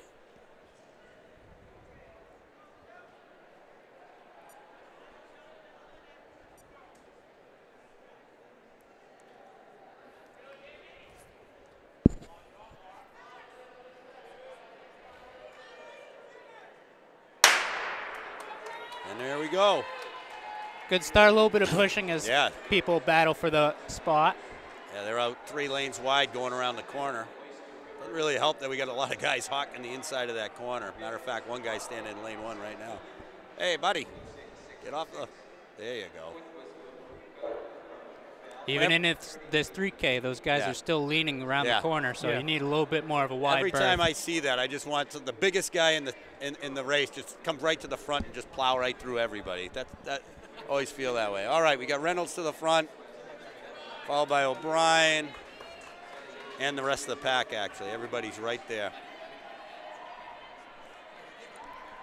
Looks like they went through in about 38, 37. I had him 36 points. 36 points? Yep. I looked at it a little bit late. It's decent. It is. It's not. We're not flying yet, and that's why everybody's still together. No time to panic. Nope. Definitely not. That is traditionally how these top guys race it, is they just kind of feel each other out. Yeah, I mean, I don't, and probably other than Murphy, there's probably, the rest of the guys aren't towards the top seeds in any of their stuff. So, you take somebody like Murphy, he's going to be trying to run this as slow as he possibly can. I think you can look at somebody like Tangway that's going to let it go slow initially, but then he's going to try to crank it up partway through and string out the field. He's not going to leave it for the final lap, that's for sure.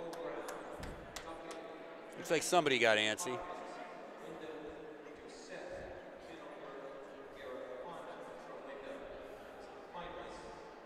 Reynolds still at the front. Looks like O'Brien in second. Still only 10 meters between the pack. So they're on like 9:15 pace right now.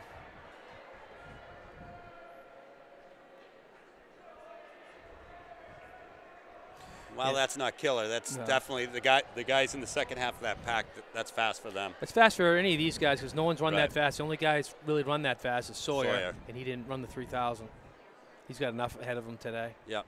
There's some guys, though, in this that they can run that. Capable guys to run 9 flat. Sometimes when you run 9:30, you know that you don't have to run it again. And Tangway moving up. Being shadowed. They're basically running 10-minute 2-mile pace. Yeah. So it'll get faster. It'll get faster. There's no sense in getting in these little battles early on. No. Let things settle out a little bit and then throw down with the people that you think are going to be there 5 laps to go. I know last year at this time I stepped out during the 3K because my guy was running 3K, and he doesn't.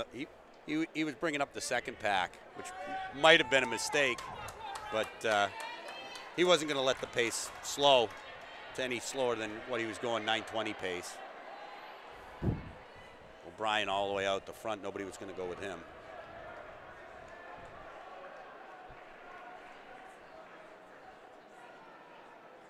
But this isn't bad. No, in this pace here, there's no one. Everybody's still in reach. Absolutely. The guy running in the back probably doesn't have much of a shot at catching the front, but he's getting a heck of a ride around the track. Will end up running a good time for them.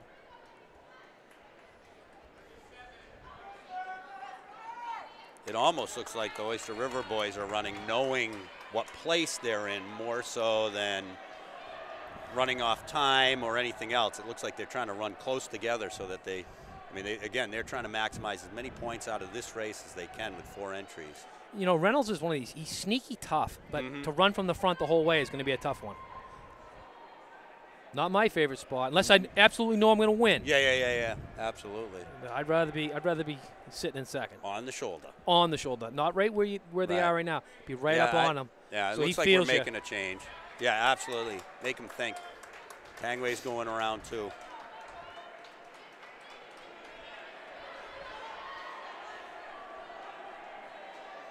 Make him feel uncomfortable. Yeah.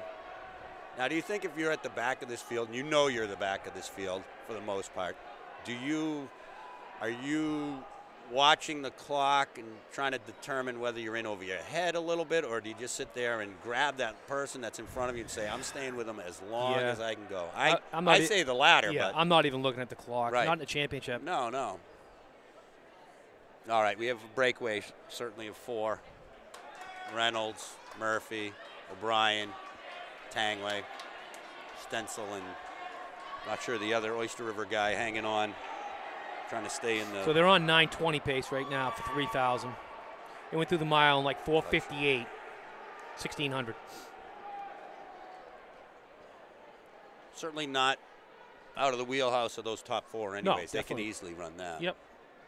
Question is, does it get faster from here? And I think the answer is for the top, whoever wins is probably going to be.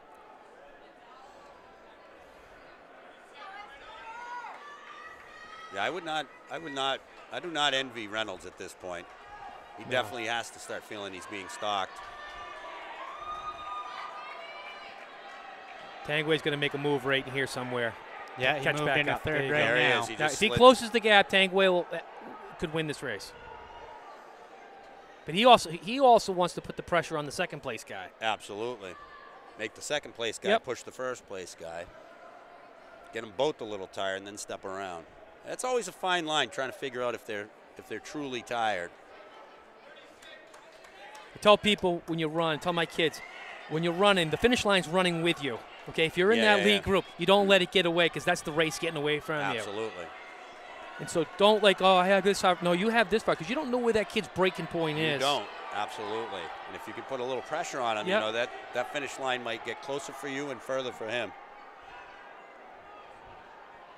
The closer you get to that finish, the more adrenaline you get. The Yep. more adrenaline you get, the bigger kick you're going to have. And if you can make sure you're tiring them out on the Exactly. way to there.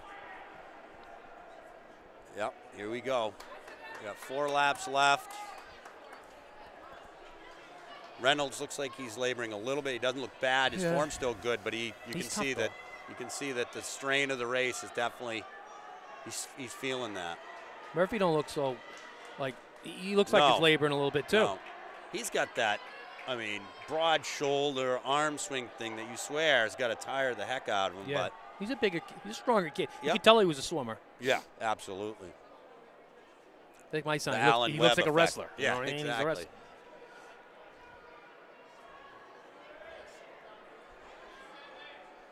Tangway, you got to close that gap up. Reynolds, Don't let that Murphy, gap go. Tangway, O'Brien.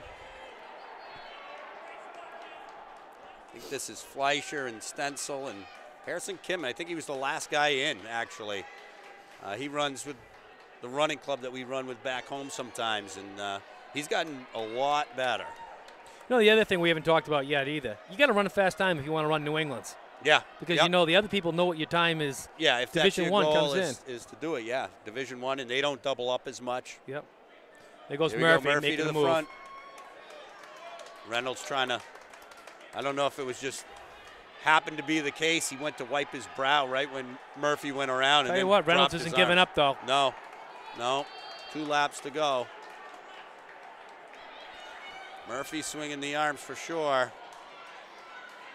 Tangway couldn't quite close the gap to get there. They definitely picked up the pace. Yep.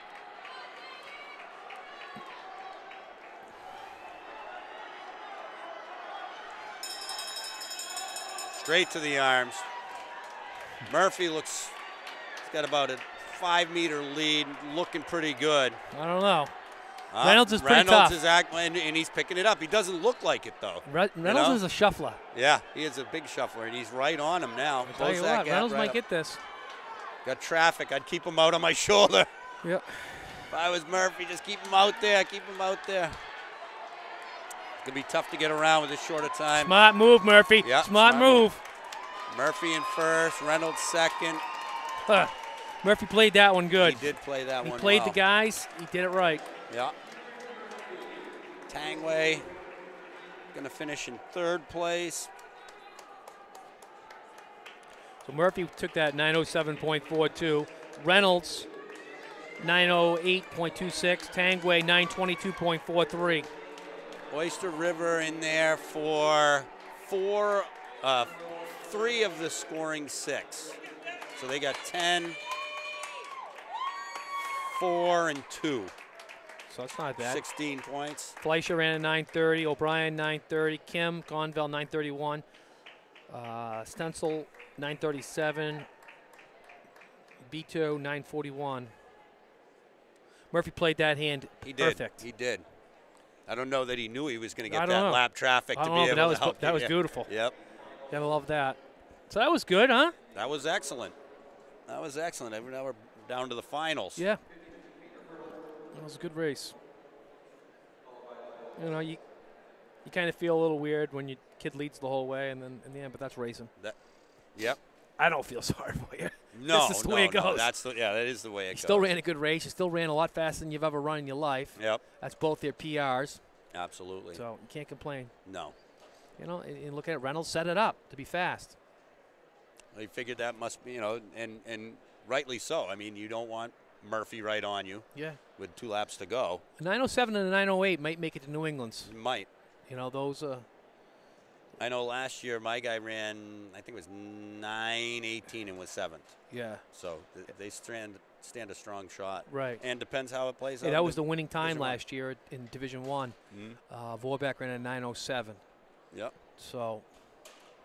And Vorbeck's he's doubling. Yeah, at least today. doubling. Yeah, 3,000, 1,500. Right. So. And I'm not sure he did that last year. Yeah, he did. He won both. He won both? Yep, he won both. We're getting the hurdle set up. Ladies first at this point. They're all getting set up for their blocks. If we can get a hold of the start list, we'll read it out to you.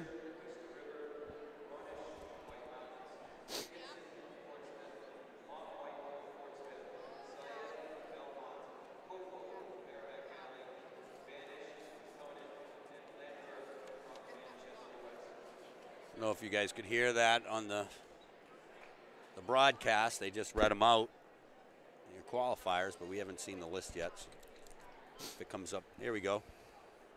We got Fisher Oyster River, Ronish of White Mountains, Dickinson of Portsmouth, Mom White of Portsmouth, Syed of Belmont, Cavell of Merrimack Valley, Banish of Conan, and Lamper of West. So if West can get, some mid points out of them, out of Lamper, that'll certainly help. They've got 10 they're sitting on right now.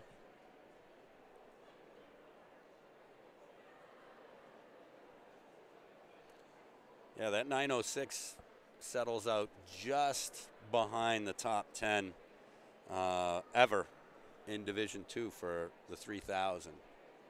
And sitting in number 10's no slouch, Eli Moskowitz. Yeah, so he's the best of the best. Yeah. I mean, his 2-mile 8:44 a few years ago. Yep. Still one of the best times in the United States history. Yeah. And you look up that list, it's Jeremy Broussard ahead of that, Scott McGrath, who's coaching now at Oyster River. John Little, my guy from Messina, Aaron Watanabe. Yeah, he was tough. Jake Christensen, who I coached as well. Eric Jenkins of Portsmouth, pro athlete now. Yob, Alex McGrath, and Patrick O'Brien last year. I must have called them to the blocks. They're jumping up and down. Yep.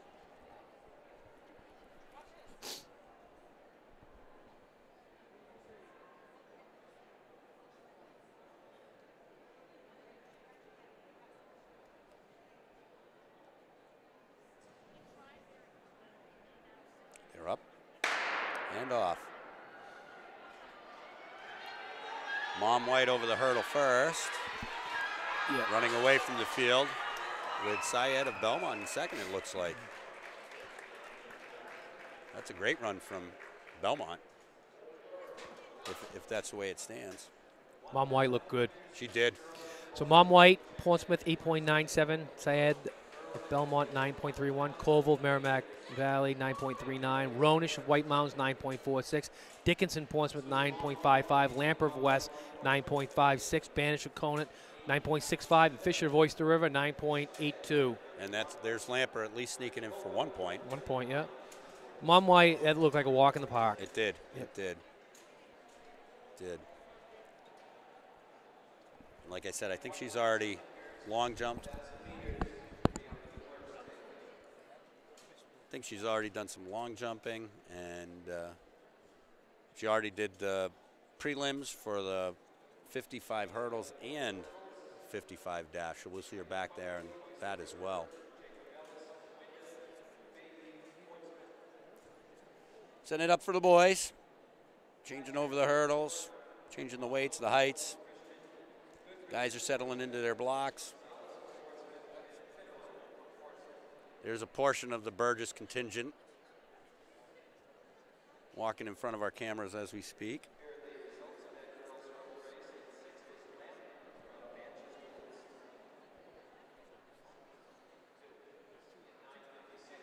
All right, for the boys 55, the lineups: Cody of Oyster River, Jacob Ellis of Wyndham, Fahey of Portsmouth, Klachar of Co-Brown, Kapongo of Portsmouth Christian, Goodrich of Portsmouth, Gonzalez of Portsmouth, and Finneral of Portsmouth. Did I happen to mention that Portsmouth's looking to get some points here in the hurdles? 4 out of 8 entered. It's kind of some dominance.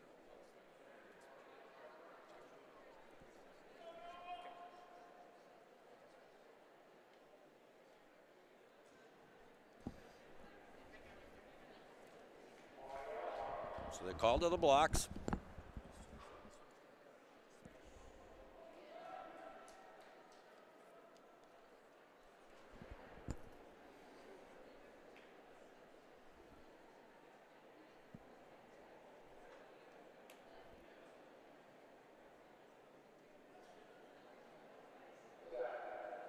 They're up and they're off. Klatcher out ahead. Klatcher takes it. Portsmouth second. Portsmouth Christian third by the looks of things. We'll see here in a minute.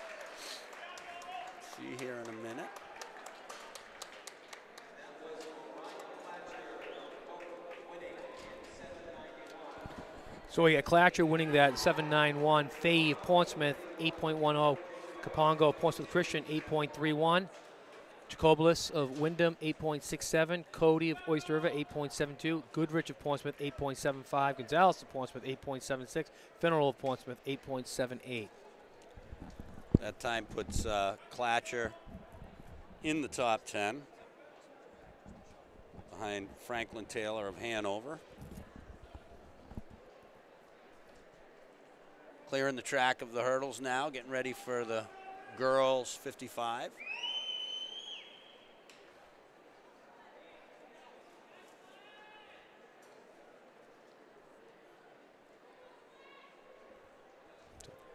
All right, in the 55, we've got Canu of Trinity, Rowe of Sauhegan, Robitaille of West, McLean of Oyster River, Mom White of Portsmouth, Craney of Sauhegan, Dahlinger of Pelham, and Simeon of Lebanon.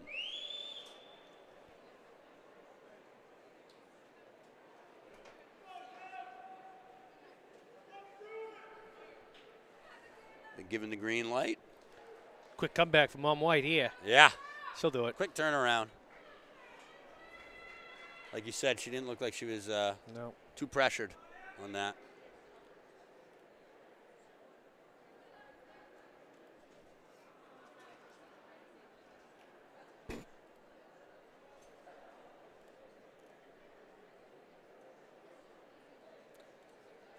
They're up, they're off.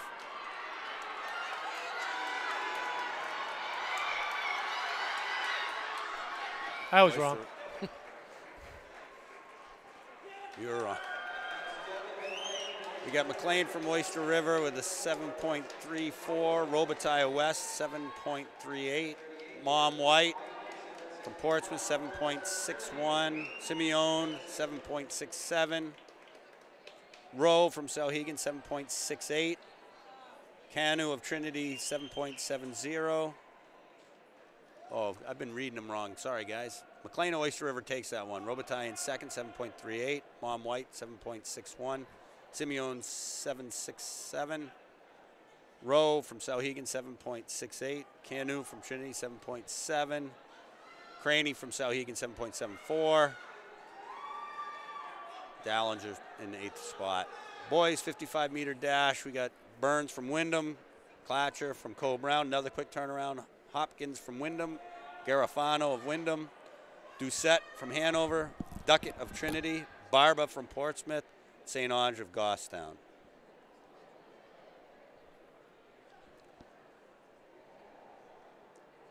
And they're ready. All right. Called them to the blocks. That is a very quick turnaround. That is. It was quicker than I anticipated. Well, for both Mom White and Klatcher here.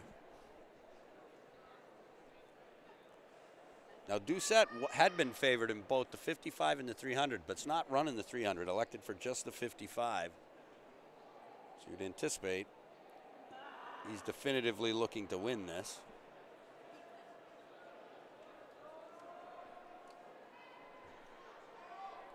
So you guys talk about that quick turnaround, and I know as a coach, that's one of the things we train for. Right. Is, for instance, Orion's been doing this double for 2 years now, just prepping for today. Yes. It's nothing new to him to have that quick turnaround, and at the end of the day, we are talking 55 meters. So We are talking. Right. it's not that 4x8 3K. No. It's not that kind of double, is it? But he has to do it 4 times. It takes a little bit out of you. It does. It adds up almost to like a 220. 220. Good start. Good start. And it's close. Wow, that's a close one. And looks like 2 Wyndham guys, if you ask me. Looked like Doucette might have been in 3rd there. Yeah, we were saying Hopkins of Wyndham first, Garofano of Wyndham 2nd, same time. Doucette of Hanover, 6.76. Wow. Wyndham got some serious points there. Wyndham got some serious points, and they would have been looking for him too, because they're in the hunt. They're definitely in the hunt. They got 19 points out of that. Yeah, can't argue with that. All right, here we go in the girls' 1,000. Again, just saying, we've got the top runner in the state, seed time-wise, in Anna Harmon from Raymond. Lauren Robinson, quick turnaround for her, coming from Milford. Jane Layton from Souhegan. Rachel Hurley from Conval. Marissa Romano from Souhegan. Jen Batty of Portsmouth. Eleanor McDonough of Coe-Brown. Cassie Hemming of Campbell. Cadence Murphy of Oyster River. Anna Grafton of Bishop Brady. Ella Malone of Coe-Brown. And Lily Kendall of Portsmouth Christian. It's a lot of girls in this race going to the line.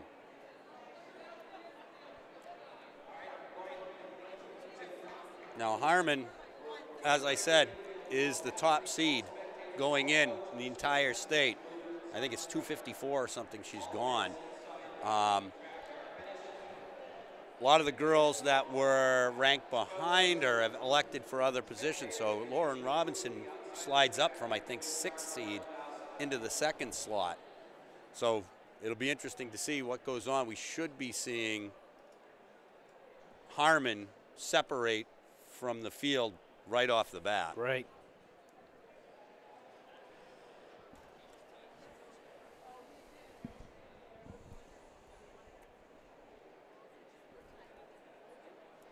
She looks focused. Be interesting to see how Robinson fares after having done such a heroic effort in the 3K. That wasn't that long ago. Yeah, I think she ran well within herself. She's running for 2nd here. She's running to get points. No slight on her. No, not at all. Just the way it is. Absolutely. Absolutely.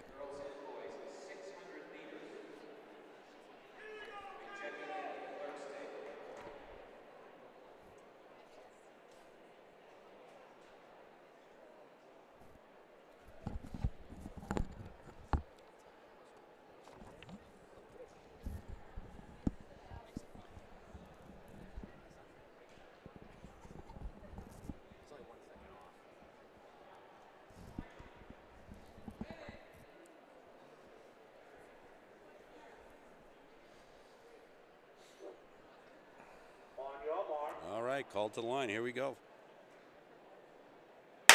And they're off. Harmon straight out to the front. Looks like Jane Layton, Souhegan giving chase. She is out. She's already got a 5-meter lead, 100 meters in. Yeah, she's a stud. She is a stud. This is fun. It's fun when you know you're going to win, and most likely you're going to win, and you can go as hard as you want. 32 plus. Layton hanging in there. Actually made up a little ground on that second 100 of the. So that's first. 240 pace. That's 240 pace. That's ripping. That's ripping. See if some of the boys in the next heat can run that. Some can. The only way she loses is she goes out too hard. Way too hard. Yeah.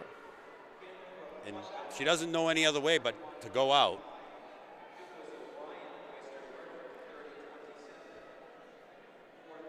So at the 400, she rolls through in about 108 plus. She's already got Layton, company. Yeah, Layton right on her. Rachel Hurley of Conval. She's on 250 pace now, so she came down quite a bit. Yep. She could be trying to stretch it out and then kind of just hang there. It's a tough one. If you can open up and then make everybody chase, you tire them out, and then save something for the last 2 laps.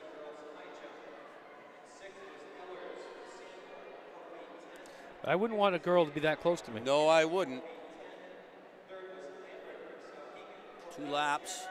It's Harmon, Layton, 2 strides behind her. Hurley about 15 meters back. And it must be Marissa Romano. You guys need to go around. She's on 256, 257 pace. Looks like she strided out a little bit. I think that first lap was a little too fast. Yeah. Now I think she's getting her act back together. I mean, it's safe to say that they were aiming for this the whole time. There we go, 1 lap to go. They were aiming for this the whole time. She's run down and up a little bit, just because that's a good thing to do. But I don't think, based on what I saw last year, she was always thinking the 1,000. And right now she's got a 15-meter lead over Jane Layton. Hurley getting ridden up by Marissa Romano, and then trying to hang on. Lauren Robinson. Yeah, she's tough. Definitely feeling it. Be how interesting good to she see if looks she can recover for the 15. 2:59, 3 minutes maybe for Harmon. Layton in second. Romano in third. So he can get some good points out of that. We got Hurley from Conval in fourth. Laura Robinson keeping it together for fifth. And then Eleanor McDonough of Co-Brown for sixth. Look at that finish. Yeah. So 259.99, you can't get any closer to breaking 3. No, you cannot. No, you cannot. And credit Jean Layton. That was a strong run, too. Yeah. She's already run the 4x8, I believe, if I remember correctly. She was in that. So 2 races under her belt, second in this. Here we are up for the guys. Sawyer Spencer of Wyndham's the top seed. Nick Randos from Belmont. Evan Coyne of Conval. Robbie St. Laurent of Wyndham. Owen Fleischer, who just ran the 3K. Alec Cermak of Trinity. Luke Gomes of Campbell. Matthew Lyles of Merrimack Valley. James Barrett of Trinity. Brent Coop of Kingswood. Chris Damaris of Kennett. And Maxwell Frazier of West.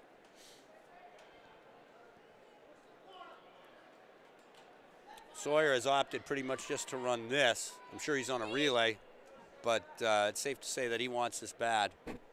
I watched Randos run 1,000. I think it's his qualifying time for the 1,000, where he ran away from the competition. So I think he's strong. Sawyer's a start. He's strong. Yep. Got a good kick. And right now it's basically set up. 1, 2, 3, 4. Those guys are right there, right in line.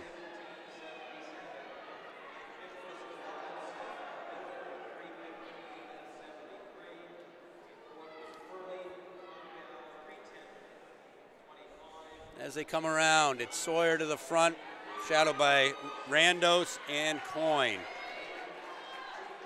All in a line, so they're going.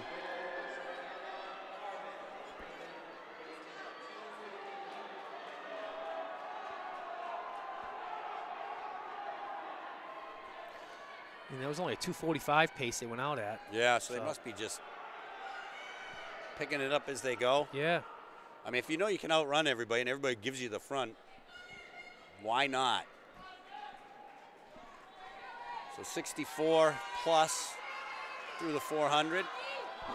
Now they've picked it up a little bit. Now they're on 2:41 pace. Wow, I mean, when you look back, they've stretched it out. Those three are 10 meters up on the field, 400 meters in. Sawyer's a good-looking runner. Yes, he really he is. I mean, I think he finished 9th in MOCs in cross country, so he's pretty versatile. He's definitely a track guy, though. Yep. Definitely a track guy. All right. So Sawyer to the lead, Coyne in second, Randos in third. Robbie laps getting faster for him, so. Yeah. Robbie St. Lawrence in fourth.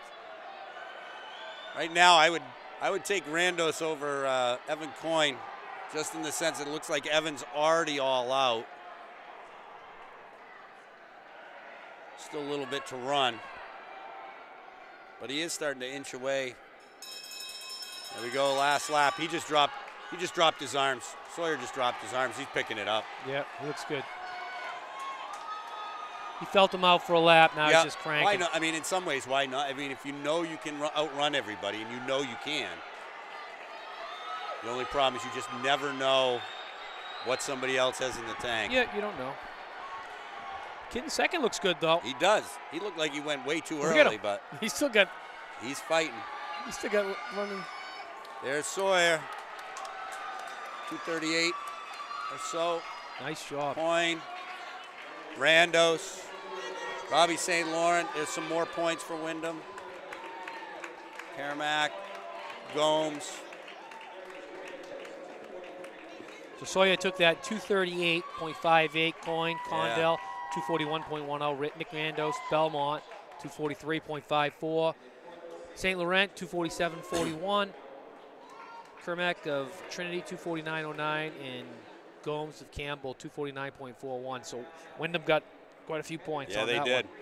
Plus they got a Coming up in the girls, we've got Considine of Merrimack Valley in the first heat, Masterston of Pelham, Brandon of St. Thomas, Murphy of Portsmouth, Amman of Hanover, Harrington of Pelham. That's your first section. Of course, you know who's coming up in our second section. One of the Robotis. Yeah. Juliet.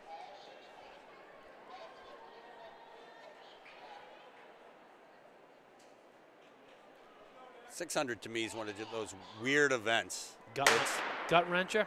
Yeah. Too far to be a sprint, but too short to be a distance event.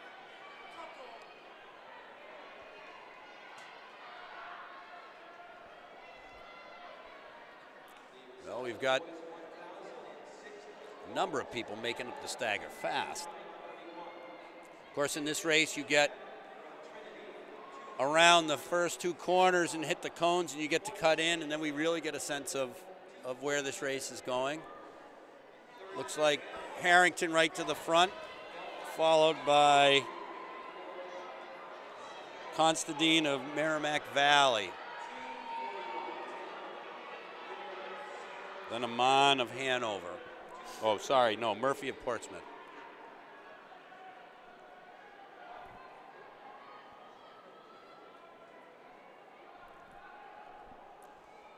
Right now it's Harrington of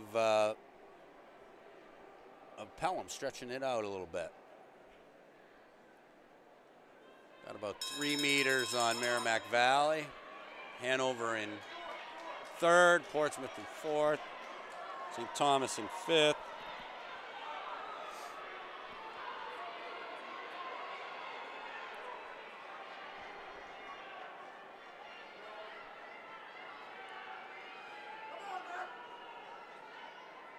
Merrimack Valley with the pass.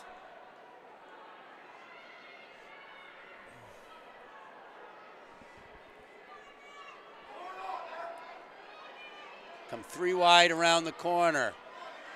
Hanover to the front, followed by Pelham, Merrimack Valley, St. Thomas, Pelham, and Portsmouth. So Amon of Hanover took that with 146.61. Harrington Pelham 146.89. Considine Merrimack Valley 147.83. Brandon St. Thomas Aquinas, 4th place 148.82. Masterson of Pelham 149.76. And Murphy of Portsmouth 150.31. All right, they just brought up the girls for the second heat. We've got Hurst of Pelham, Laird of Co-Brown, Delaney Kinjal of Portsmouth Christian, Young of Newmarket, Julia Robitaille of West, and Elise Lambert of Souhegan. Lambert and Robitaille by far the favorites here with a 138.04 and a 138.84, and then you hop all the way down to 144. So those two should be out and out fast. And they are. Appears to be Robitaille with the lead coming into the cut-in. It's a little bit hard to say. Get out of the way. And as they come over, Robitaille with the lead. Lambert chasing along with Hurst of Pelham. Yeah, Robitaille looks good. She does. I know Lambert's got some speed. Yeah, Lisa's tough. Yeah. But she's going to have to make it count because Julia's going to try to keep her on her shoulder all the way around this corner. And it's tough to get around. When they're moving this fast, it's hard to make a move that'll. And she's got to make it right here if you're going to make it. And there they are, Robitaille and Lambert. Boy, look at her try to hold her off. Trying to hold her off. She knows that race. Yes, she does. Got to hold her off to this one more. One more, you got to do it. Lambert goes to the arms. There she goes. Certainly pulls even. Oh, my God, that's fire right there. Robitaille gets the inside. The little engine that can. Yeah, and you got one more shot coming off the Torn, but I don't think she's got it. I don't think so. Oh, maybe. Here we go. They're coming down. Oh, my God. It's going to be Julia. Nice. Nice goal. Lambert in second.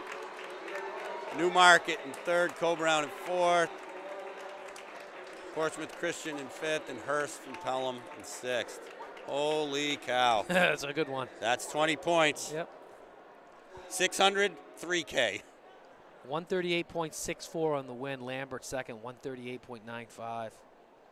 That's beautiful. That was a good race, man. That showed you guts. It certainly did. Coming up in the boys. That's why that girl's a champion. That is. Whitworth of Portsmouth, Buck from Trinity, Howlett of Prospect Mountain, Headington of Souhegan, Higas of Co-Brown, and Sassaman of Oyster River. Can't teach that. No, you can't. That's guts, though. That is. That's what I like about that girl, though. Oh.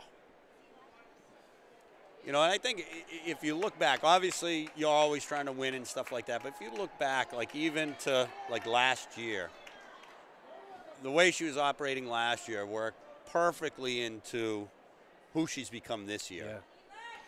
It's not all, it's not all at once. No, she's a workhorse. I saw her during cross-country season, and after her races, she was still working hard. Yep. After her races, and I knew there was something special. Yep. That was coming along. Yeah, sometimes, everybody put everything into racing. They forget that you can't keep building if you put everything into racing. Exactly. All right, we're off with the first heat of the 600. Coming around to the cut. Looks like we've got Oyster River in the lead. Co-Brown, Prospect Mountain.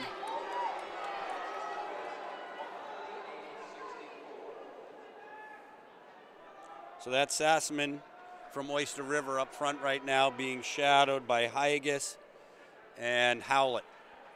And they're right on him. Higas is only a freshman. You can tell. He ran He's the 4 only by about 800. 3 feet tall. Yeah, he's rugged. Something about the Co-Brown makeup right now is they're all short. There we go. Co-Brown comes in shoulder to shoulder, Oyster River. Got in a little hard there. Well, hey, do you want to be in first or do you want to be in second? That's right. And they're full out now. Look at him. He is. He's running with some effort. He is running with some effort. He's not a scrawny distance runner, is he? No. No, he is not. His father's like keg with legs, all muscle though. One guy I wouldn't want to mess with. No, well, there's lots of guys. Oh, yeah, I know his dad. Yeah. You're right. Definitely don't want him. There we go. So Higas took that 130.85. Sassaman 131.67. Howlett, Prospect Mountain 134.63. Buck of Trinity 135. Fifth place Whitworth of Portsmouth 139.97. We'll have to see how that time stands up, 130.85, because we got the fast heat coming off after this. And it's possible if you displace somebody, you can steal some points because there's only 6 per heat. We got Prince from Portsmouth, Shed from Merrimack Valley, Grant from Portsmouth, Hogan from Campbell, Sane top seed from Hanover, and how do you say that one? Nandaho? Yeah, I think he did pretty good. I think he knows who I'm talking about when I'm talking about him anyways. Yep. I mean, you can buy another vowel in there. They're only $250. There we go. These guys are cruising. I think 130 will. I think it will might. get him in the top 6. I think it might. Though these guys are cooking right now. Oh yeah, they're going for it. And I think Prince was in a couple of events, but this is the one thing that he went down to, so he might be trying to win this.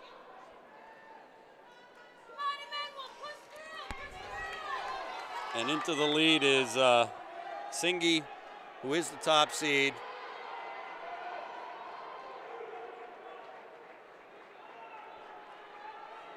But he's got Prince right on him. And Shed from Merrimack Valley is lurking.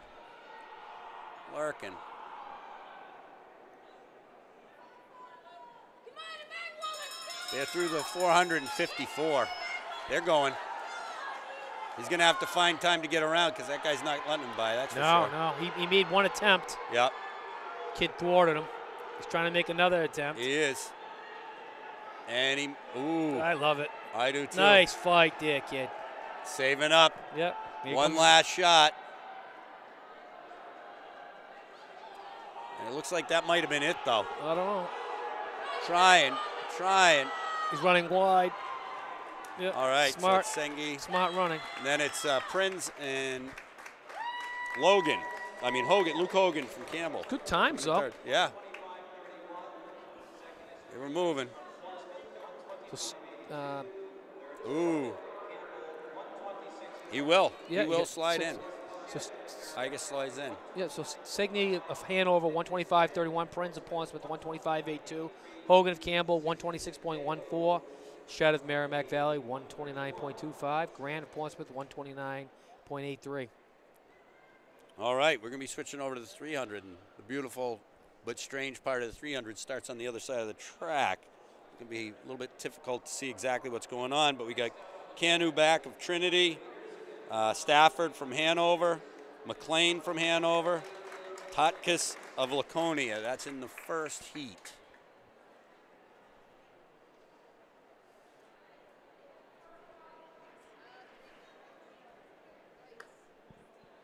Looked like Prinz came off, like maybe tweaked something, trying to get around that last time.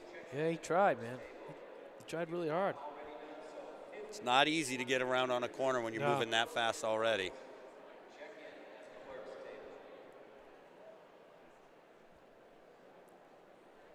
I had a kid I coached for Portsmouth long time ago back, Jay Mintz. He ended up going on and running the 225,000 down in Virginia as a high schooler. 226. His record got broken. Another kid ran at 225. Wow. But he'd hog up 2 lanes. Perfect. He was just so big and strong, big soccer player. Sometimes you got those kids that take up more space than they actually fit in, which is not a bad thing. Yeah. As long as they can get around people, because it makes it difficult for anybody to get around them. All right, so the gun's up. They're up, and they're off. So this is 1.5 laps. We'll see him come through here. We won't really be able to tell much, and then we'll see him come off the corner, and probably still won't be able to tell much. Exactly. They're moving.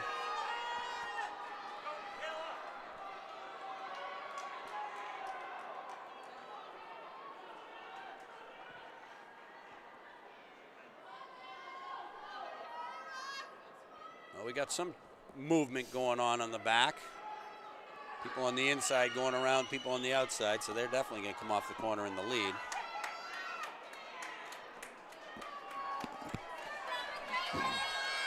as we come down the Hanover. stretch. Hanover first, Hanover second, Trinity third, and Laconia in 4. So McLean of Hanover, 43.88. Stafford of Hanover, 44.59. Canoe of Trinity, 45.43. And Totkus of Laconia, 46.17. All right, coming up in this next section, we got Frazier of Guilford, Thomas of Hanover, Karowski of Portsmouth, and Hoffman of Oyster River.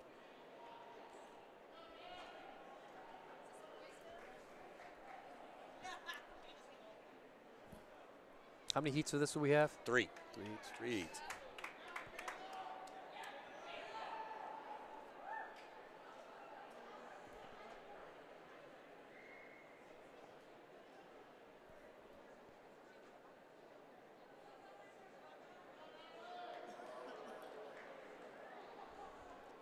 All right, they're getting their blocks ready.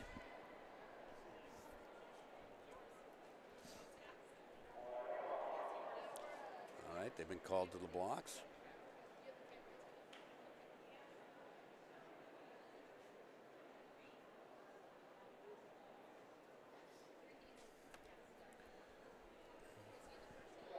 They're up and they're off.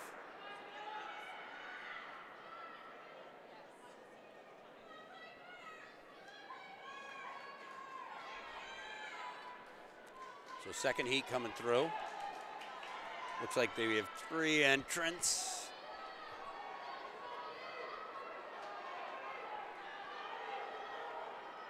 We're missing, looks like Hoffman from Oyster River's not in here. There's an Oyster River girl in there. I think that's Guilford. Oh, that's Guilford? I think so. Oh, yeah, yellow, yep, Guilford. Guilford take it. Tight. Guilford takes it. Right. Hanover and Portsmouth. So Frazier of Guilford, 44.71. Thomas of Hanover, 45.29. And Karowski of Portsmouth, 45.41. All right, in our third and final section, this should be a pretty much of a beatdown. We've got Amelia Kincannon of Oyster River, Devin McLean of Oyster River, Corinne Robitaille of West, and Abby Cranny of Sauhegan. These girls are fast. Yeah, and there's not much separating them, right? No, there is not.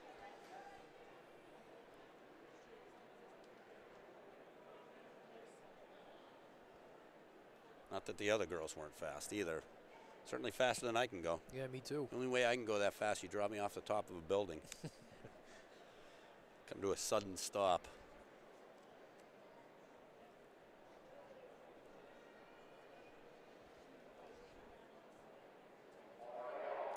They've called to the blocks.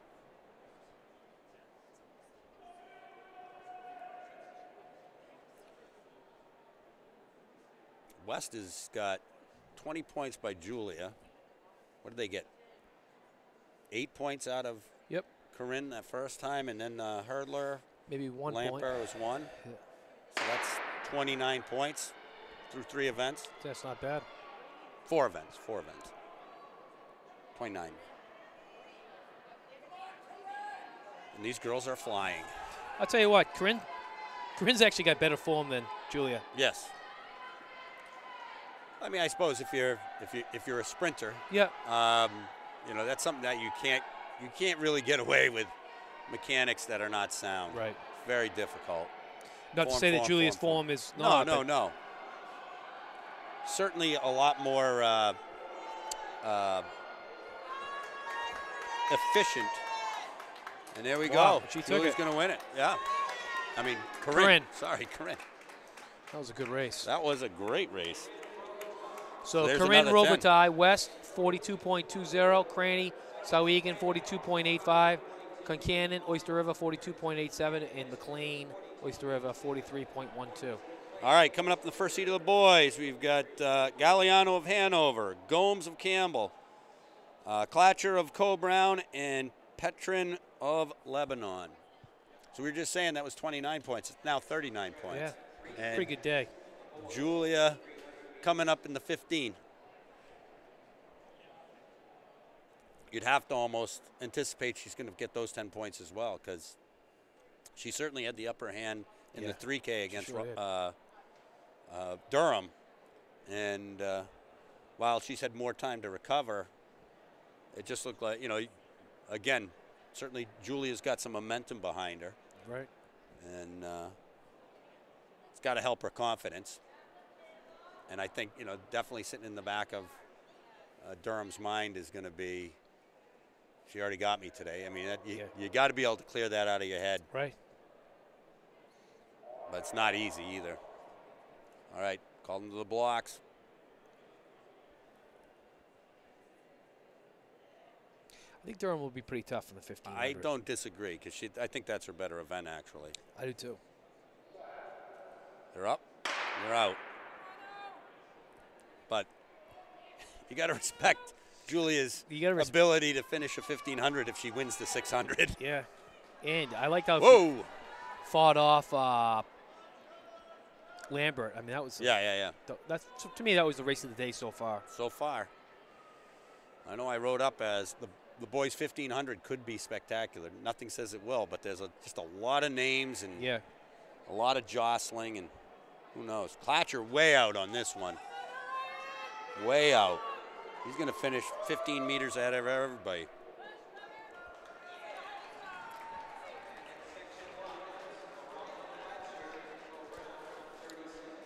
Klatcher wins that section, 37.79. Galliano of Hanover, 41.39. Gomes of Campbell, 41.52. Only 3 of them in that one. In the second section, we got Bushnell of Bow, Leahy of Goffstown, Boganam of Sanborn, and Martin of Hanover.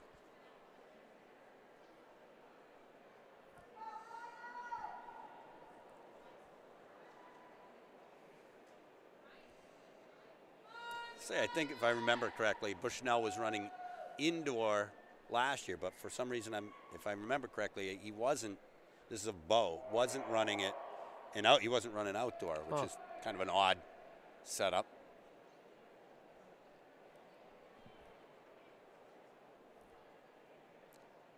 They're called to the blocks.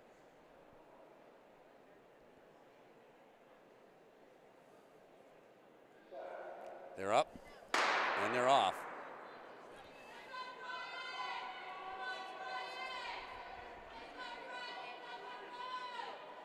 What's the fastest seed time in this race? Fastest seed time in this section is 38.33, but they're all 38s. They're all clustered up together right now. Yeah. 100 to go. Looks like Goffstown on the inside.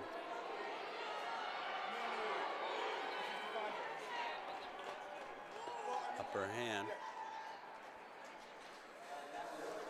Leahy of Goffstown, 37.61. Bushnell of Bow, 37.87. Boganum, Sanborn Regional, 37.94. And Martin of Hanover, 38.49. So those are all quality times. Those are. In our final heat here, we've got Dupuis of Belmont, St. Onge of Goffstown, Duckett of Trinity, and Manning of Oyster River. I know I've said all those names once already, too. So these guys are in their second event for sure. Duckett has the fastest seed time at 37.01.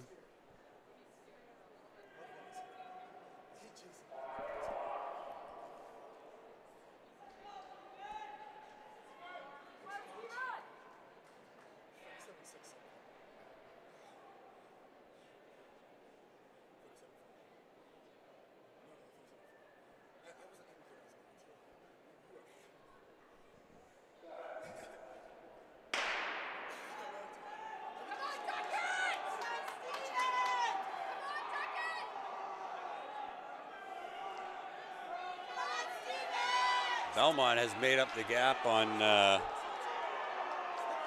St. Onge. It's going to be a good one, too. Yeah. That Duckett kid's fast, huh? Yes, he is. And effortless looking. Look at him go.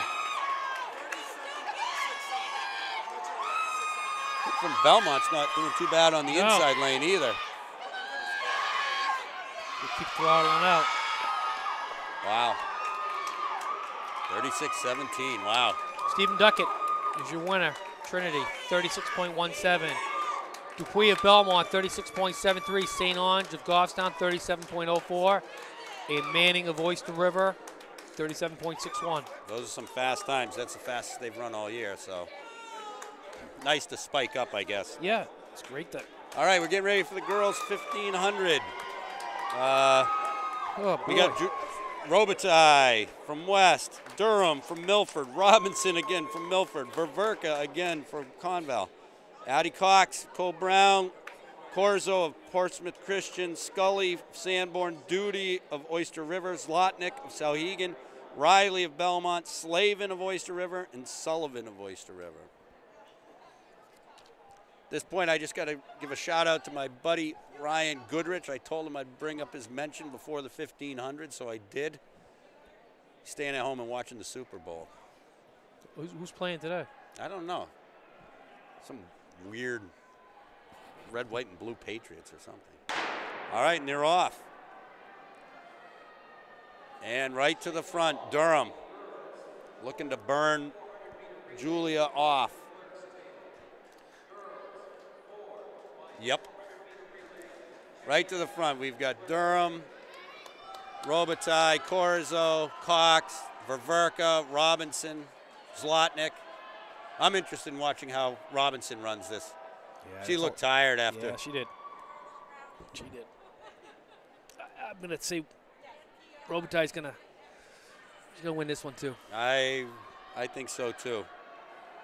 I think I might be wrong. I think Durham might have made a tactical mistake in trying to burn her off fast. It happened at the Dartmouth relays, the same thing. Mm-hmm. But I mean, Durham loves to go to the front. Yeah. That's just the way she runs too. But she had a bigger gap than that. But I think you got to get to the front and get a big lead. I don't think you can just get a partial lead. No, you can't. You can never get a partial lead. All right. So let's see what they go through. Roughly 400 from across the track. We're looking at just about 74. And the gap's closing to Julia.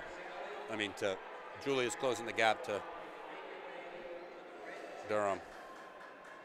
Got Addie Cox, Cole Brown leading the chase field.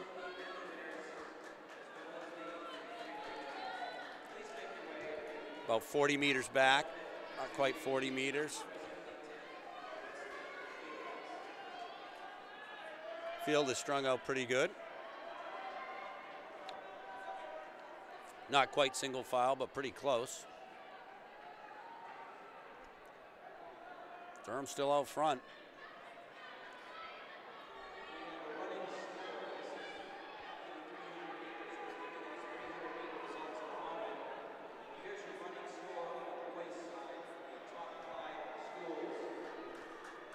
All right, with 4 laps left, Durham in the lead.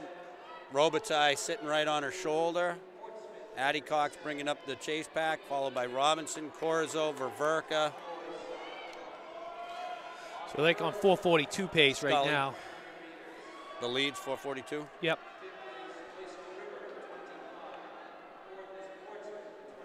So just went through 800, 236 or so.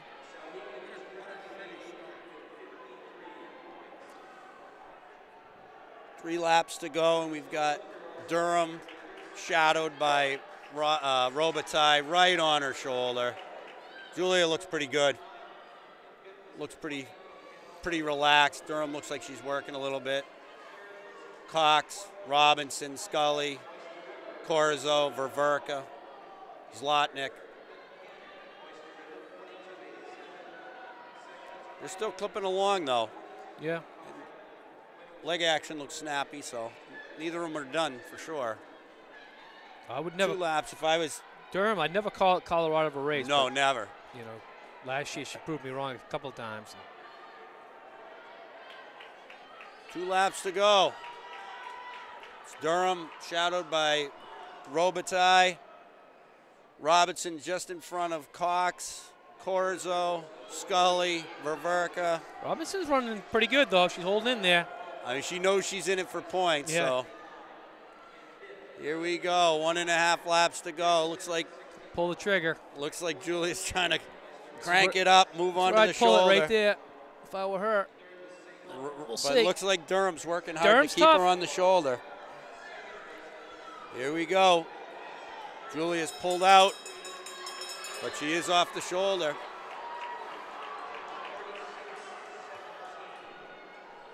They've got a significant gap back to third, too. Durham's holding her off. Durham's holding her off, and it looks like she just changed into another gear. Julia's changing into another gear right there, too, trying to get her before the corner. I don't know. Did Corinne just step on the track? Yeah, you said that, didn't you? Did they swap out? Didn't you say that? I don't know. Durham's holding her off. Here we go. Here we go. Who's got more? Who's got more? Oh, Durham? This is close. Durham takes that Durham one. Takes nice job. Julia Can't count her out. No, you cannot. That's good, though. I think Robitaille's just happy that there's somebody pushing her, too. No, that was good. It's a good race. And then we've got Lauren Robinson. She might be athlete of the meet. Yep. This type of heroics. No, Lauren doesn't win a single race, but she. No, she's counting for big points. All right, that is incredible. Yep. Can't count that girl out. We got Durham first, 442. Robitaille from West, 442.93. Robinson, 458.5. Corzo, 459.6. Ververka, 459.8. Scully, 5. Addie Cox, 502.09. And Riley, 505.74. Coming up for the guys, we've got Spencer Sawyer back. And Kieran Murphy back, Blake Audibert of Milford, Andy O'Brien of Oyster River, Robbie St. Laurent from Wyndham, Evan Tangway's back, Max Stensiel of Oyster River, Landon Valancourt, my boy from Messinic, David Reynolds from Merrimack Valley, Cody Davis of Lebanon, Cam Starr, Pelham, and Wyatt Mackey of Co-Brown, and they're off. And looks like we've got Cam Starr straight to the front. Oh yeah, let's see. Cam Starr could surprise. Yeah, and if he's decided to come out of the 1,000 where he was ranked higher to run the 1,500, it's not like he just loves the 1,500 better. He knows where he's probably fitter. Yeah, and the thing is, if you've done something before, you can do it again. Yeah. Well, and the other thing is, the fact that he has a low seed. I mean, lots of times we'll go into the outdoor season knowing we're going to have not a very fast seed coming into the state championships because you don't need it to get into the championships. Right.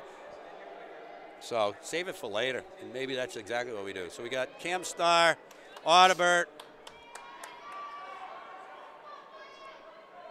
Davis,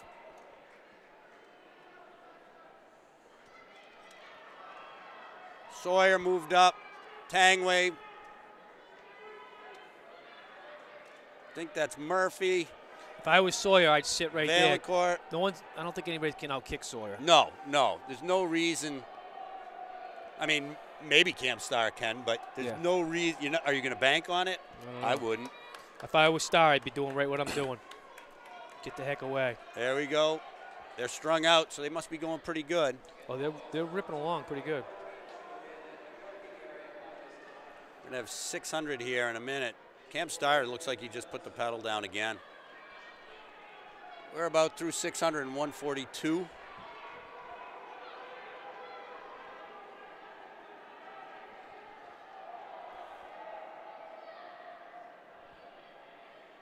Cam Starr. Yeah, he's looking good. Here comes Landon. Get up there! There's a little coaching going on here. Not that I've never done that. They're on 406 pace right now. That's why I turned off the mic, so I wouldn't be yelling into the mic. So he's on 406 pace right now, which actually is Division II record pace. Yeah.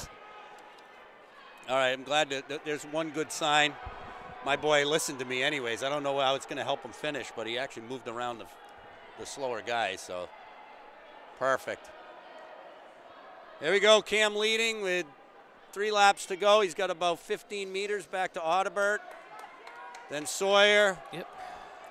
Sawyer must be wondering if he's going to come back, or because he can't wait too much longer if he's going to try to close that up. He's going to come back. And he's not He's going to come back, but I don't know if he's going to come all the way back.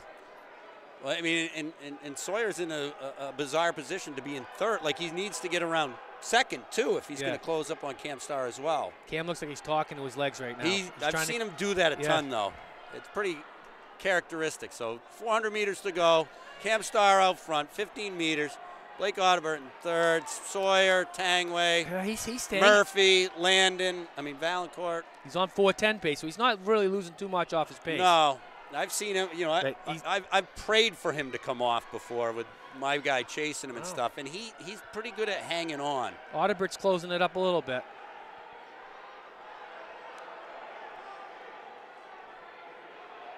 Valancourt is actually in a pretty dangerous position. He hasn't run yet, and the kid can kick.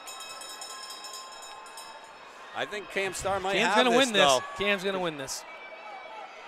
He's going to win it handily. Sawyer's out of gas. Get on it, Valancourt. What are you waiting for? How many people you go? Karen Murphy's going to try to pull out a second. Karen Murphy is.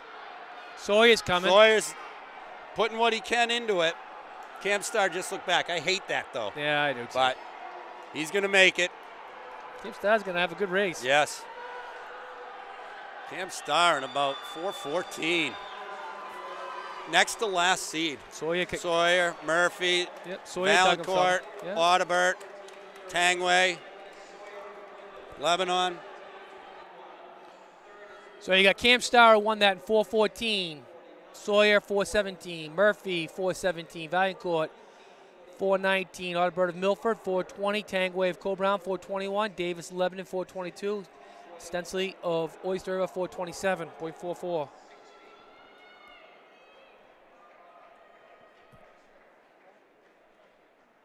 That was a pretty exciting race.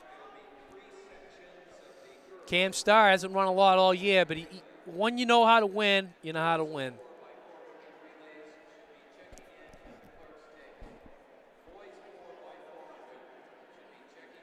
So Karen Murphy and Sawyer both had a pretty good day today. Valancourt's only a freshman, running a 4:19.49. Not a bad day. Just goes to show you don't have to run most of the season and still be a state champ. No, you do not. All right, 4x4. St. Thomas girls. St. Thomas Aquinas, Conval, Newmarket, Portsmouth Christian, and Kennett in the first heat.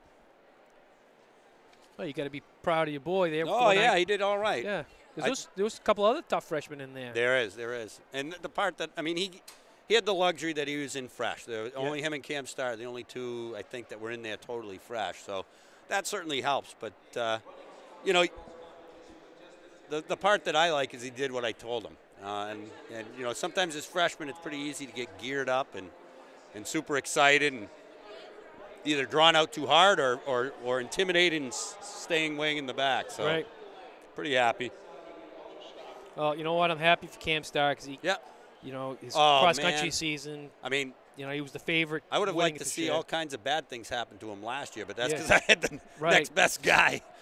This year, it's definitely, I mean, it was kind of disheartening knowing that he could have been, you know, he kind of coming in to cross-country season as the number one guy, and then basically to see him not race at all. I think we were actually at Jamie Martin. Yeah, Jamie Martin. He started the race, but he didn't finish the race.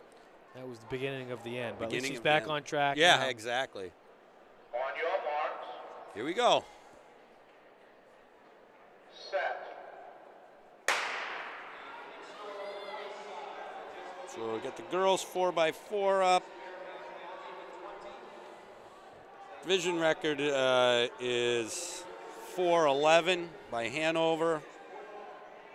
Last year it was 4:16, won by Oyster River. They're the top seed today, and they're looking for lots of team points. I think they got the top seed in the 4x4 and 4x2, and they're going to want to maximize those as much as they possibly can. Portsmouth Christian leads through the first lap. Kennett, Conval, Newmarket, St. Thomas. I'd like to know where we're standing, like team-wise, team point-wise. Yeah, I know. I wonder if there's way we can get a hold of that.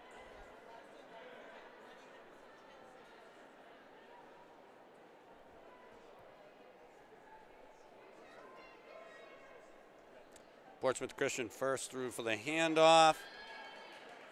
Conval, Kennett. St. Thomas, and Cole Brown, Campbell. Newmarket. Oh, that's Newmarket. Yep. They got all their uniforms. They all must have got a bargain or something.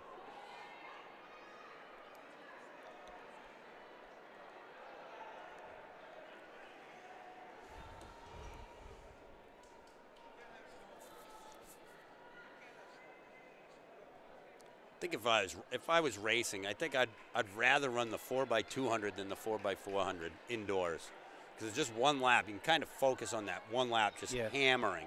2 laps makes it. It's like, how exactly do I go about doing this?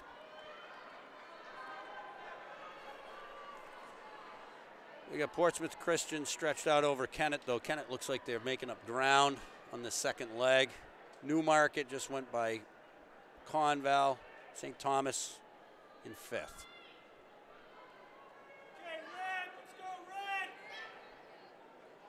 Portsmouth Christian takes the handoff first, followed by Kennett. Newmarket. Conval. Ververka back out on the track. Just ran the 1500, 3K, 4x4.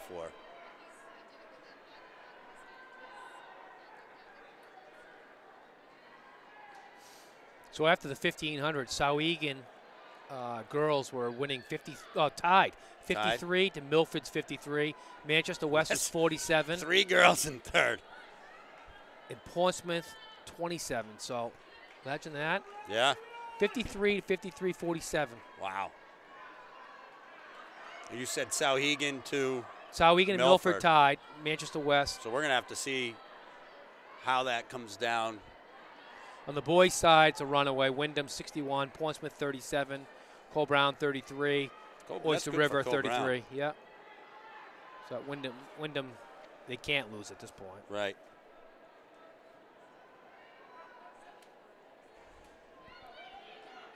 Portsmouth Christian into their final leg in 1st, significantly in 1st, chased by Kennett, Newmarket, Conval, and St. Thomas. Got about 15-meter lead with just over a lap to go, so I would assume, unless the wheels totally come off, they should be able to maintain that.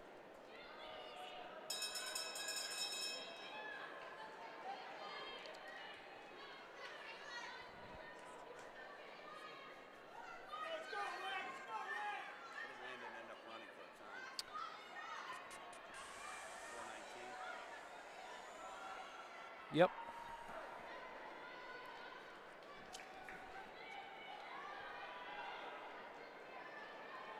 And coming in, it will be Portsmouth Christian finishing this heat in 1st, followed by Kennett, Newmarket, Conval, and St. Thomas. Portsmouth Christian won that in 4:26.99. Kennett 2nd, 4:34.68. Newmarket 3rd, 4:38 even. Conval 4:40.68, and St. Thomas 4:43.87. Coming up in the second section, we've got Wyndham, Kingswood, Pelham, Hanover, and Merrimack Valley.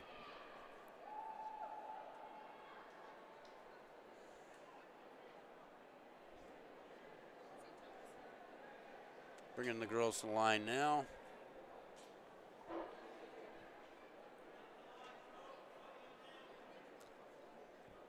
So let's see if 4:26 will get these guys into the next.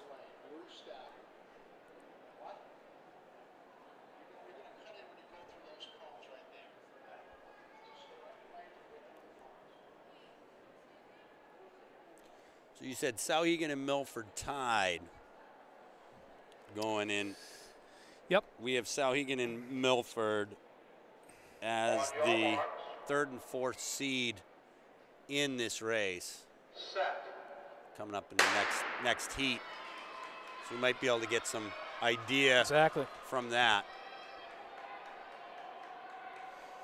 Well, Rebecca Durham pulling that out is big time. Yeah. And she only won by 11 hundredths of a second. Yeah, they were tight. It shows you how close it was.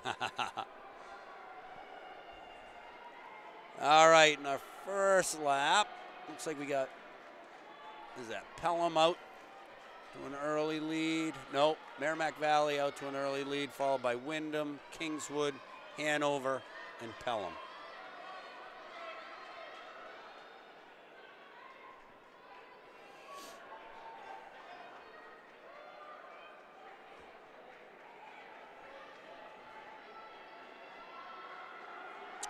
As they come around to the first handoff, they bunch back up.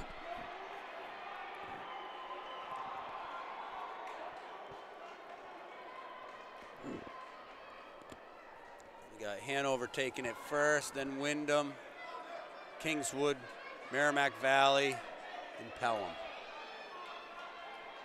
That was a good handoff by Kingswood because they were not in second place when they entered the exchange zone, but they come out that way.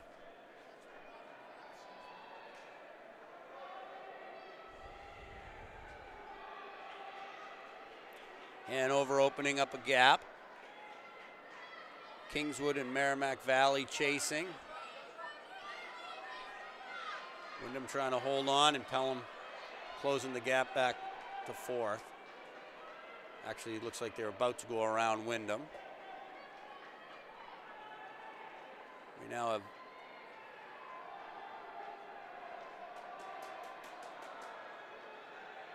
Merrimack Valley is pulling around Hanover, basically handing off almost dead even, and then Kingswood in third. Pelham, then Windham. A little bit of contact in that exchange, but everybody was doing what they were supposed to do. So no harm, no foul.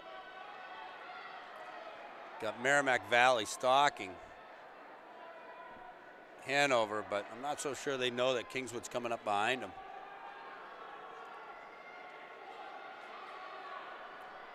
So these relays are going to be so important. They are. I mean, isn't that the way? And that's the way it's supposed to be. Right. At least in the girls' side. The guys' side, it doesn't sound like it matters that much, at least not for first. Right. You know, it's tough, too, because you get 200 and 400. They can essentially be the same type of runners. Absolutely, so some of those kids are coming back. And, they might be, yeah. You know, it's going to be awesome. Looks like Hanover just put on the afterburners coming around the corner to secure the first handoff from the last leg. Been back and forth in the lead. They take it the same, but Hanover had to step on them. Kingswood chasing. Windham with the baton. Pelham right on their back.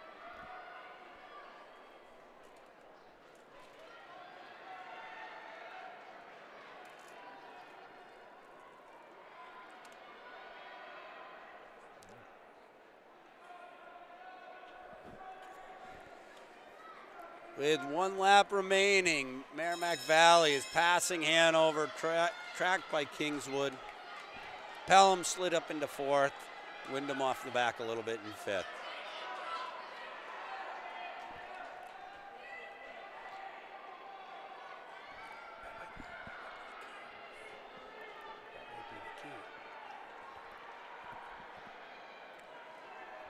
Coming around the final turn, we got Merrimack Valley, followed by Hanover and Kingswood.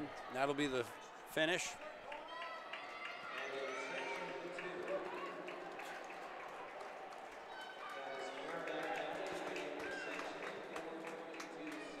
The Merrimack Valley finished in first, 4:22.7. Hanover in second, 4:24.5. Kingswood third, 4:25.66. Pelham fourth, 4:31.19, and Windham finishing it up in 4:34.07.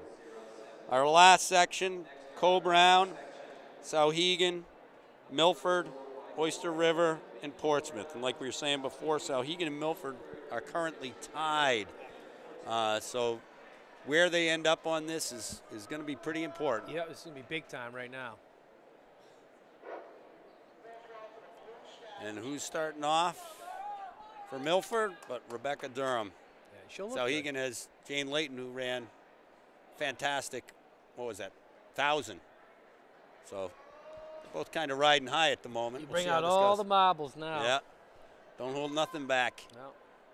This is what it's about right here. Yep.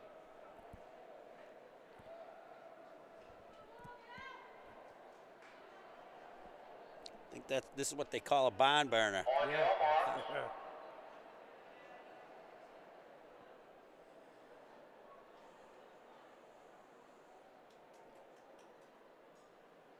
Come on, it's a long hold here. Well, you got one going into blocks. Yep. Set. So now you just can't have any baton drops or anything. Absolutely. You got to keep this thing. Gotta be moving. smart about this one. And Oyster River is the prohibitive favorite, and they seem to be pulling ahead. But the battle really right now is what's happening behind with Milford and Souhegan as far as the outcome of the entire meet goes, team standing wise. And we've got Durham to the front, Layton right behind her, slotting in, Oyster River in third.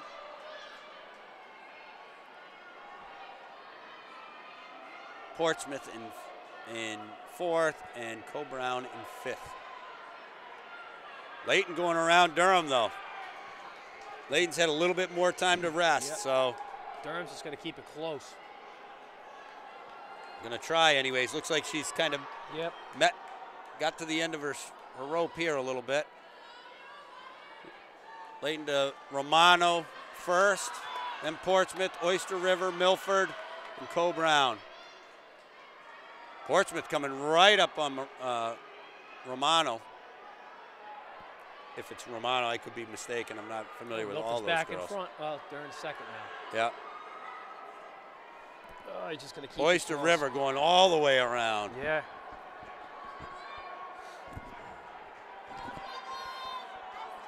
All right, we got Oyster River, Portsmouth, Souhegan, Milford.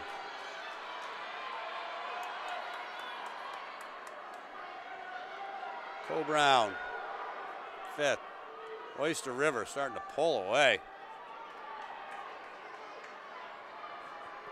Milford's got to keep it close. They've got to keep it close. Do they have? And they. I mean, I had said early in the season if Veronica Willing comes out, she's going to be one of the favorites in some of these events. And she just ended up doing long jump this year. Yeah. But I think that might be her there. And if that's true, she's got some speed.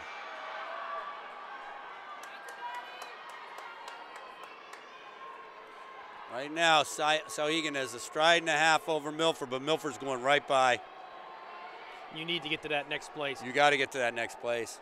because you got to have that buffer. Yep.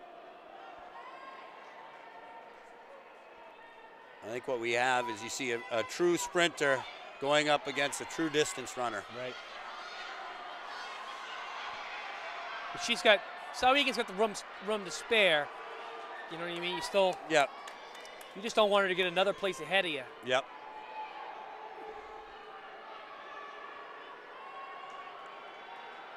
Souhegan's closer is a good one. Yes. Yes.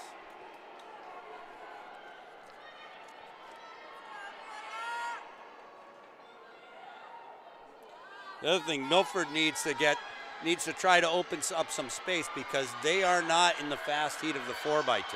You know, the other thing we don't know, too, is all the field events done? Yeah. They must be. I would I'm think sure that they are. They start Yeah. right off the bat. It's not like spring track where No, we're no, still no. looking for stuff Milford just went around Portsmouth after 11 events. So yeah, and we is are. starting to chase down on Oyster River, actually. The time gap is big back to Souhegan, but it's only one spot right now. Like I said, Milford doesn't have an entrant. They're not in the fast heat of the Right.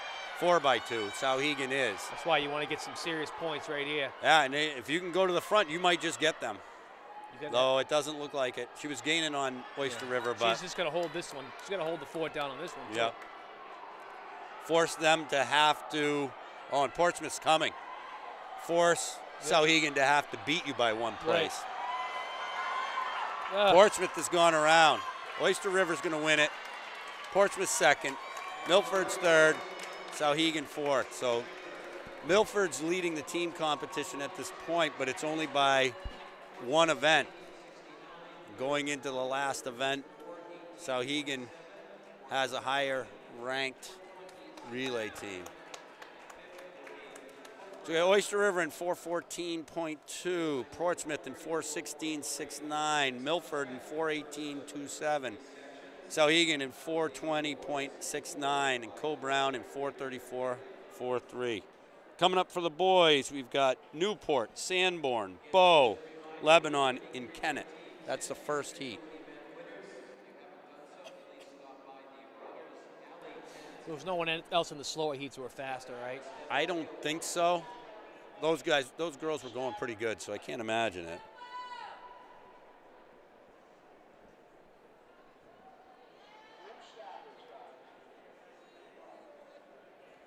That was pretty exciting, though. Yeah, yep. But it's tough when you get it, you gain all that, and then you lose it all back in the end. Yep. So it's going to be close. On your marks. Set.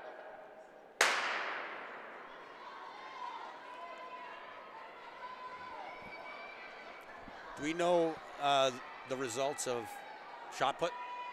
Can you get those, both boys and girls? Yep. Because those two, they were the top marks in the entire state, so I just want to know in advance whether or not they had finished that way today. Yeah, Marcus Roper. Roper, yeah. Of Lebanon, threw 49 feet. Yep. And then Michael Boucher Of Milford. of Milford, Oh, nice. 46 feet. Because James Tebow was the second seed. Yeah, Tebow came in fifth, 42.06. All right, we got Lebanon out front on this one.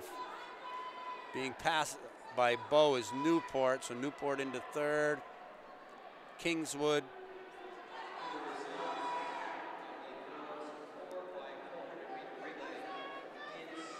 Sanborn.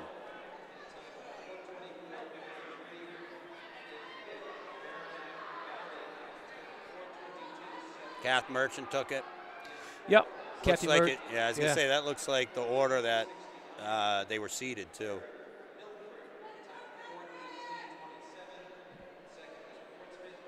It'll be interesting to see if those marks stand up this afternoon because they were the leaders going in.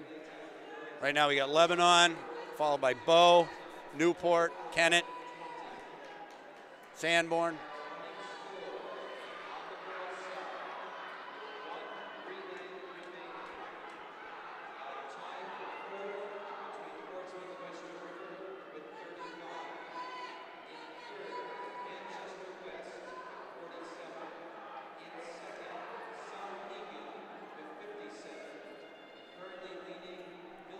The handoff, Lebanon and Bow practically hand off together. Newport in third, Kennett in fourth, and Sanborn in fifth.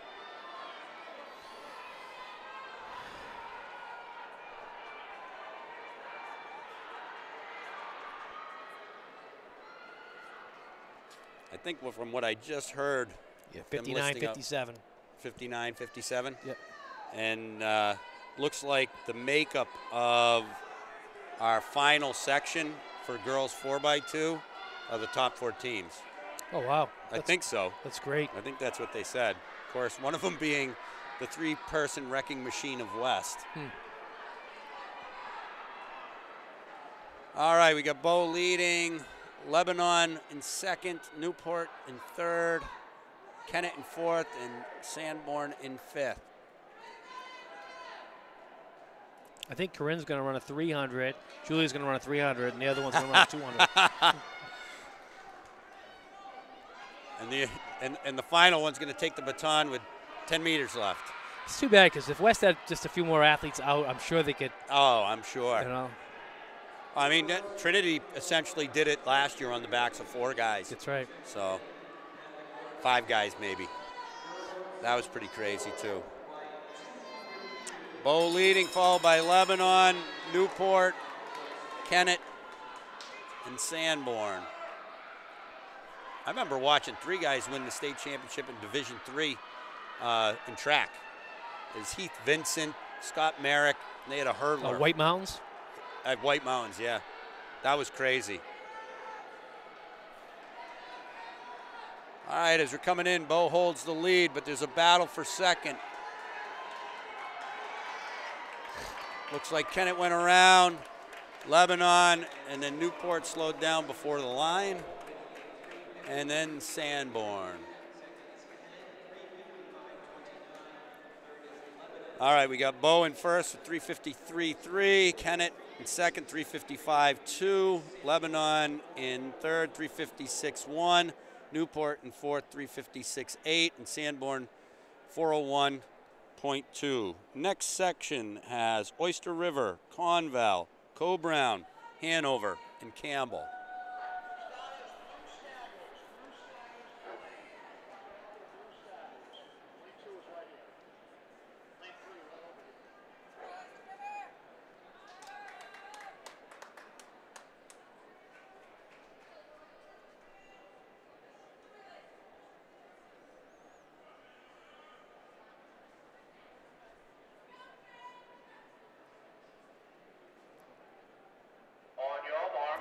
Here we go.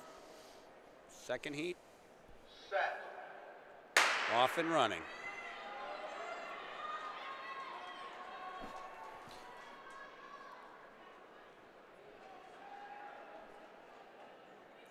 I'm going to say, almost anticipate that somewhere along the line, Hanover's going to kind of get the upper hand. They had a couple of sprinters. Yeah, that they had were some really fast boys.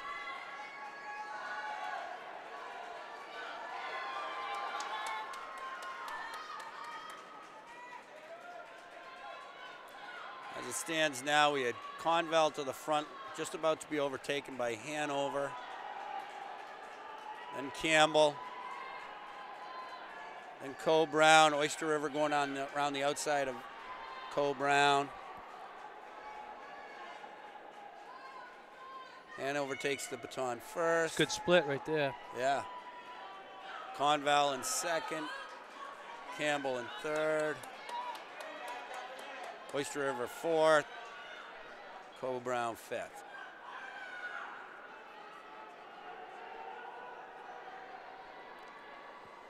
Well, Hanover's opened up a gap. We got about 15 meters back to second, then about another 10 meters back to third.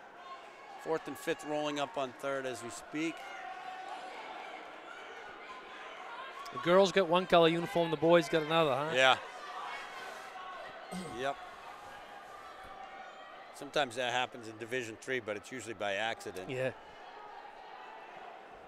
We bought uniforms over the years, too, and sometimes the girls gravitate towards the old ones or the boys gravitate towards the old ones just so they like them more for whatever reason. I remember having 55 kids on my Deerfield.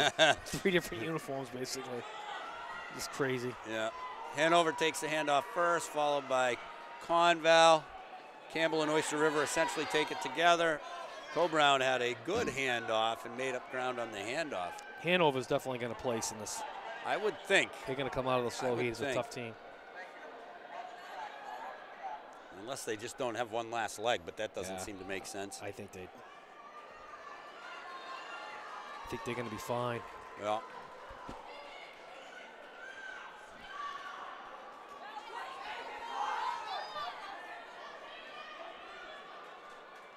All right, Hanover holds about a 20-meter lead over Conval in second. Gap's closing from them back to Campbell, Oyster River, Coe-Brown. Conval might get rolled up here. Hanover's going to have a good time here. Yes, they are.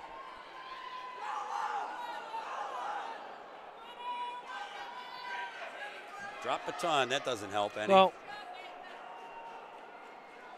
you know, it's a shame, but there's really no reason to drop a baton in the 4x4. Not at the high school level. Maybe. I mean, I even watch the Olympics. In the Olympics, they stand there with their hand out, watching, making sure they get it. Right. Hanover with a big lead over Campbell. Hanover's going to put up a quality time. Yeah. It looks good. Yes, they will. You know, they probably maybe they didn't have all their best guys on one team at once either. It's possible, and you bring them together for something like this. You know you want the points in this event. You know you can grab them. Well, the best seed. 342. The best seed on there is a 341, and they just ran a 342. 342. So. And these other teams might be doing it with guys that have used up some of their speed too. Right. All right, we had Hanover in first, 342. Campbell in second, 349.2. Conval in third, 350.2. Cole-Brown, 351.6. And Oyster River, 353.6. All right, last heat. We have Milford, Trinity, Merrimack Valley, Portsmouth, and Wyndham. Wyndham is the second seed in here, but has the meet pretty well wrapped up. So we don't get these. All right. We don't take these, do we? Blue line, guys. Blue line.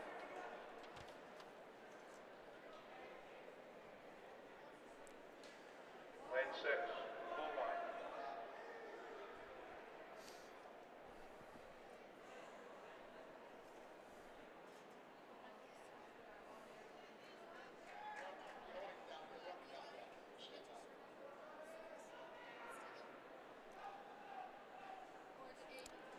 All right, they're getting their block set. I think the sprint events would be twice as fast if they just got rid of blocks. Yeah. Seems like blocks, setting them and then getting into them. Those sprinters always have to jump up and down 12 times before they settle into blocks. Distance guys, you just call them to the line and they go.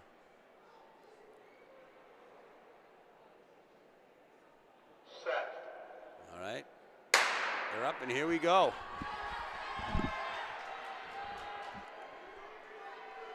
Spikes allowed in here today?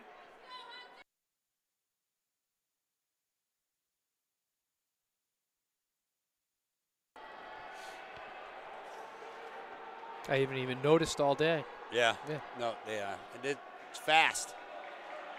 These guys are cooking. Milford, Merrimack Valley, Wyndham, all right there. Portsmouth. And Trinity. A little different this year of watching Trinity run. Last year they had Zepp and Sebastian Eaton and stuff like that. And I remember they were in 5th place in the 400, and then when they handed to Eaton, he just went nuts, and then Zepp did what he does best and run fast. I don't think you're going to see that quite happen today. It looks like Milford in front, Wyndham. Portsmouth just moved into 3rd. Merrimack Valley in 4th.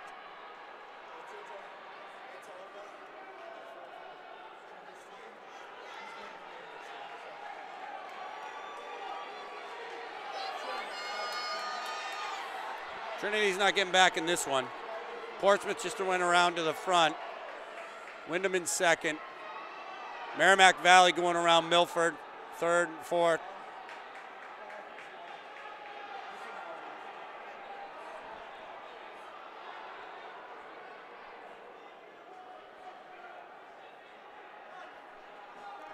Portsmouth takes it first, followed by Merrimack Valley, Milford, Wyndham. They're all tight, but at this point,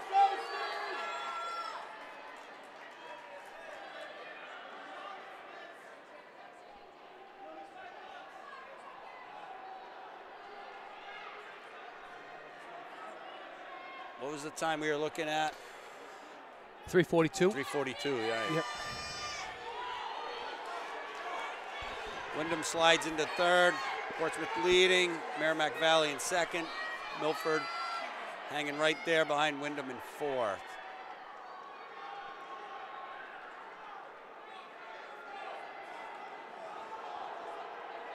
Portsmouth's coming off a little bit, but he's not going to be caught before the handoff. It's going to come all down to the final leg.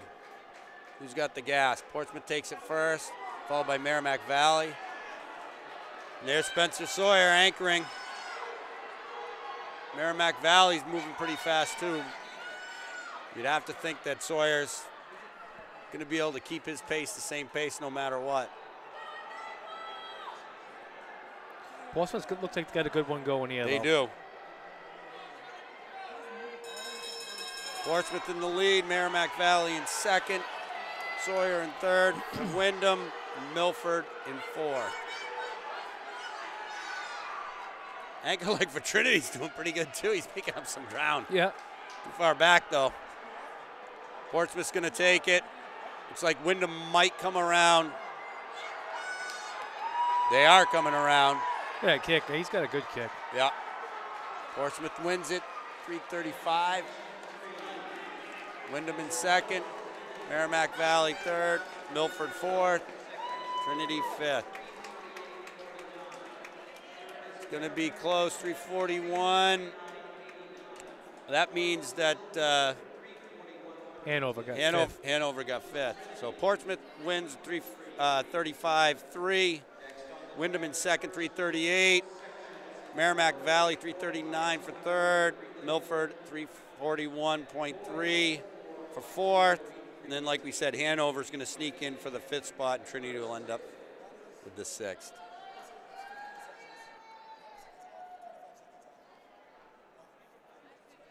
Sawyer looked like he had a lot left.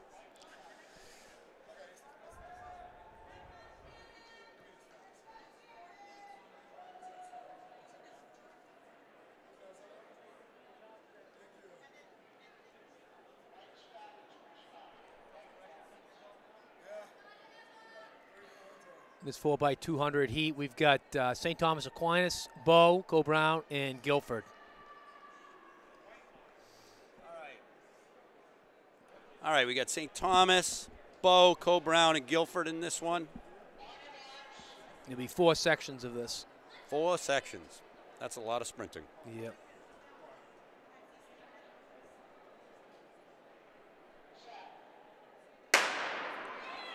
You can tell it's not the fastest heat, as 2 of the teams are going out in regular training shoes. Probably not a natural-born sprinter if you're using training shoes in the 4x2.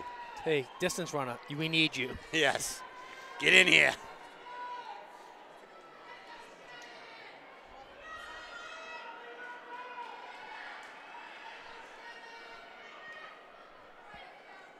All right, Co-Brown takes it in the lead, then Guilford, Bow, and St. Thomas.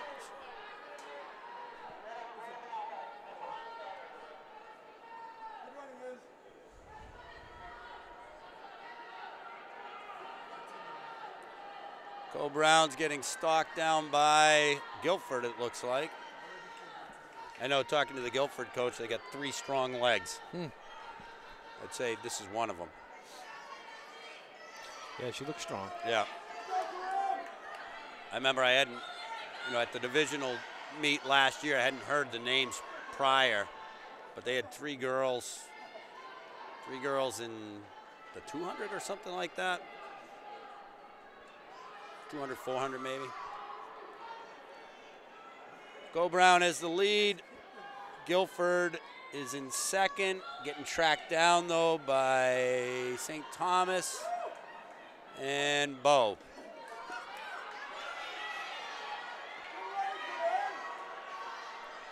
I see a lot of training shoes on these guys.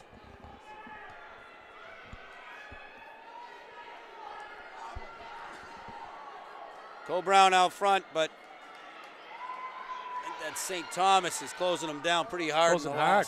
Yeah.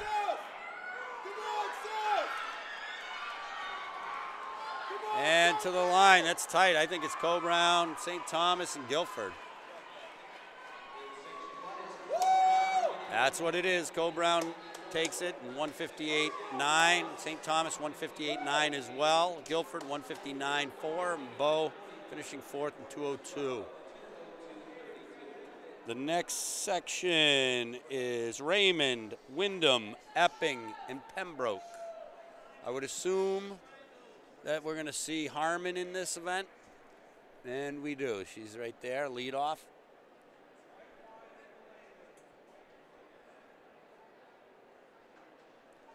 Not a bad day. Kind of an interesting double. Double, yeah. 1,000, 4x2.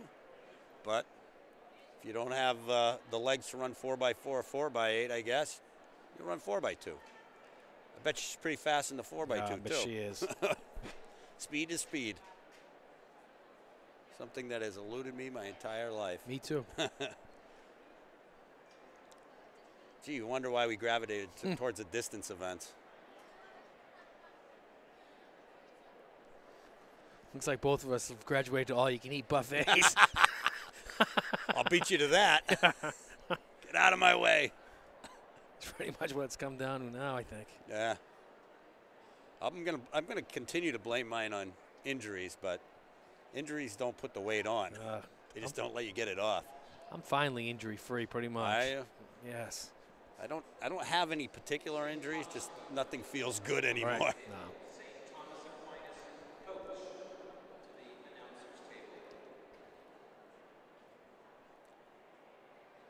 I don't think there is anything as pain-free anymore.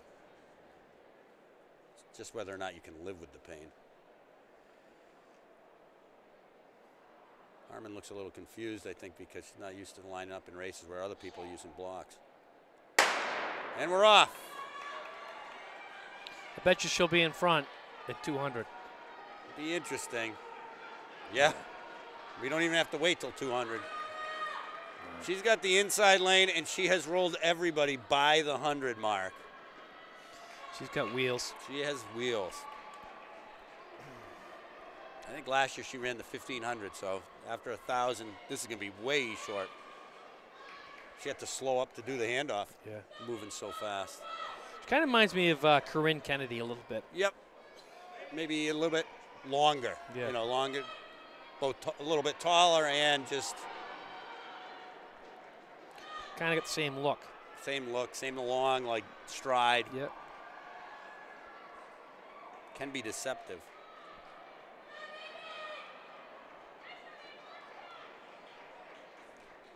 And Wyndham's going to take the handoff first. Raymond almost was out of the zone.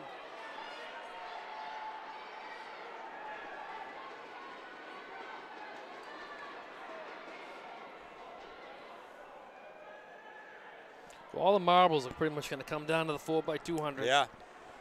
And what happens if, well, wait a minute. Yeah, it is. Whoa.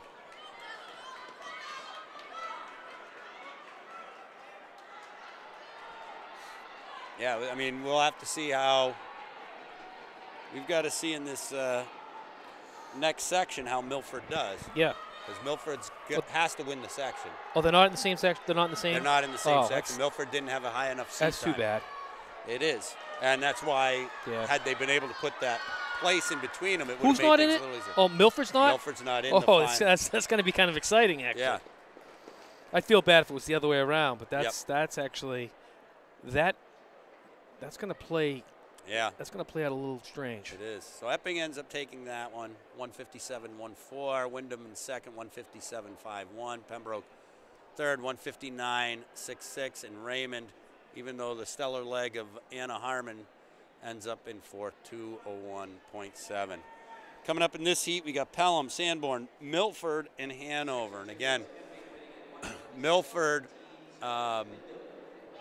needs to stay up on Souhegan, so they're going to have to basically win this heat to stay in kind of in contention. Right. This comes down. Because Souhegan just has the luxury of at least being in the fastest heat, chasing around the fastest heat.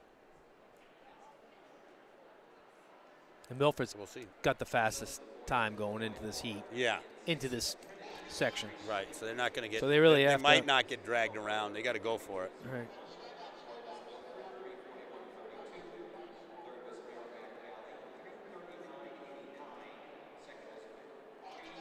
I can't really say anything about how I would coach this because I don't usually coach relays, certainly not short relays, but no.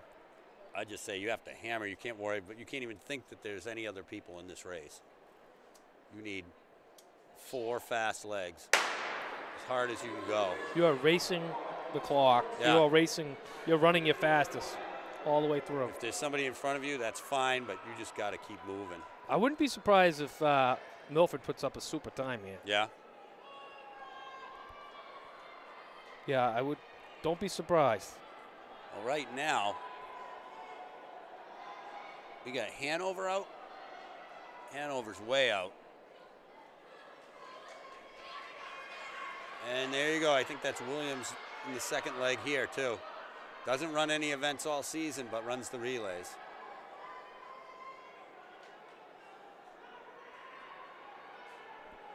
Hanover's having a heck of a first 2 legs.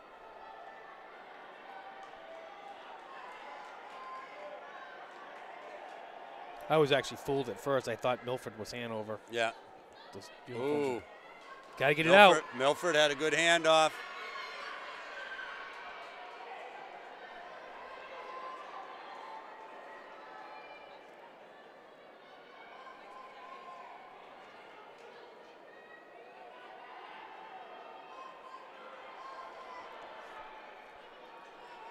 And Hanover with the lead.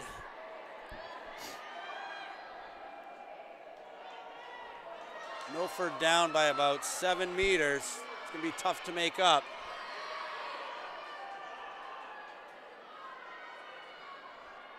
Be hard to jump anybody with a place in between you. Yeah. She's going to make up a lot of it, though. She is. She's going to make up all of it. She might get there. That's She's make all of it. unbelievable. That's going to force them to run fast. Yes, you got to get her. You got to get her. Got to get her. Oh, no. Man, I don't know. It's a fast time, though. That's a fast time.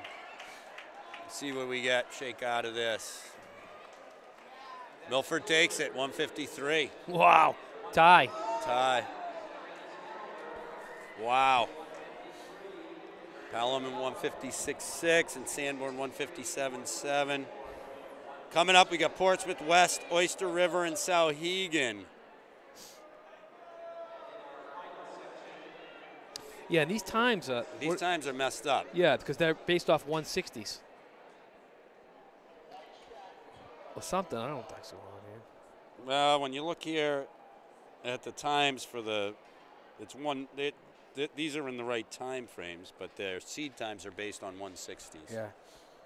So that could change things up. That could change things up. Of course, here my underdog pick is, of course, West. Because why not? So what was it? 153 what? What did we have there? Yeah, we had one. I think it was 153. 60? Yeah, something like that. And last year's champs were Oyster River with a 149.8. Oh, so they can roll. Yep. I imagine Oyster River's probably got some pretty. They were the top seed. Yeah. They seem to have a pretty good stable of. Yes, they sprinters. do. Young sprinters, and they're off.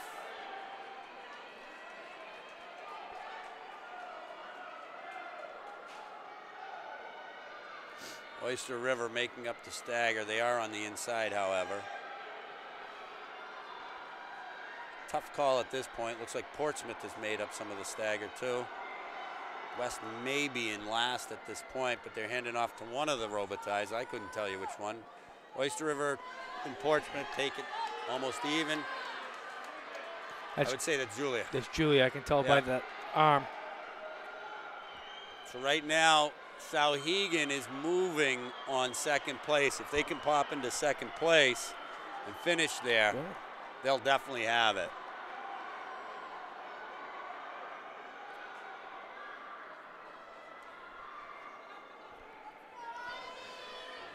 And they took it with Portsmouth in second place. Portsmouth was able to keep him on the shoulder.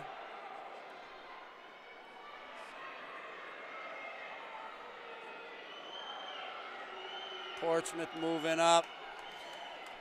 If Souhegan can just go around, they have it. Yep. They have it. They got to go around. Oyster River in first. Boy, I don't think it's going to happen. Whoa. Wow.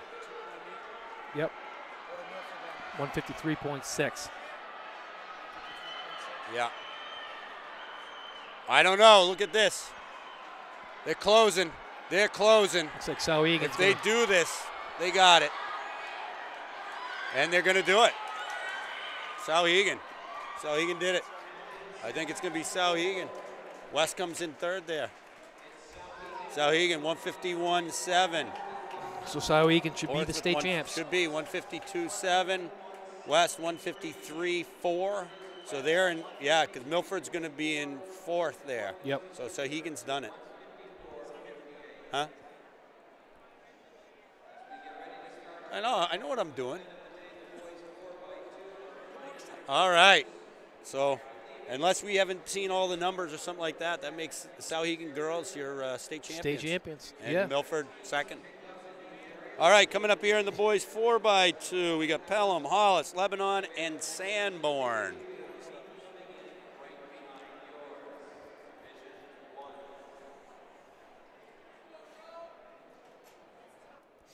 saw your dad eating his sandwich. I haven't eaten yet because I can't eat and talk at the same time. So I got to run, eat, and then talk next one.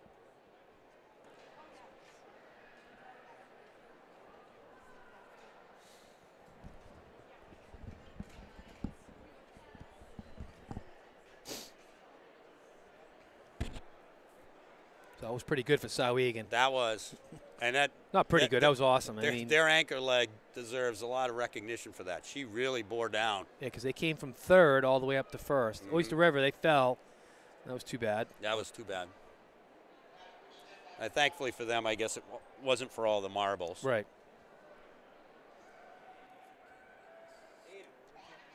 You been out? How cold is it out there?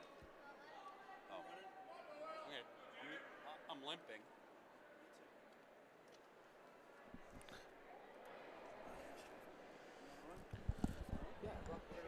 All right, they called them to their marks. They're in the blocks.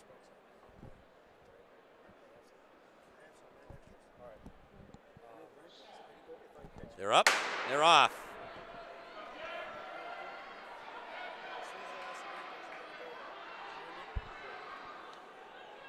So for the guys, this is the final event for the gentlemen.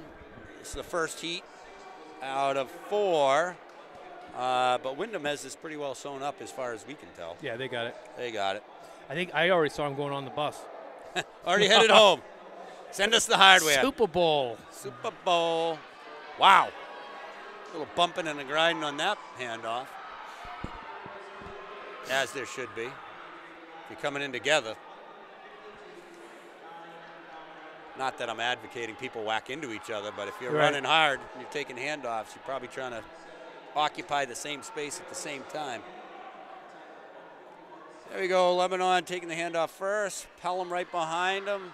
Hollis and Sanborn.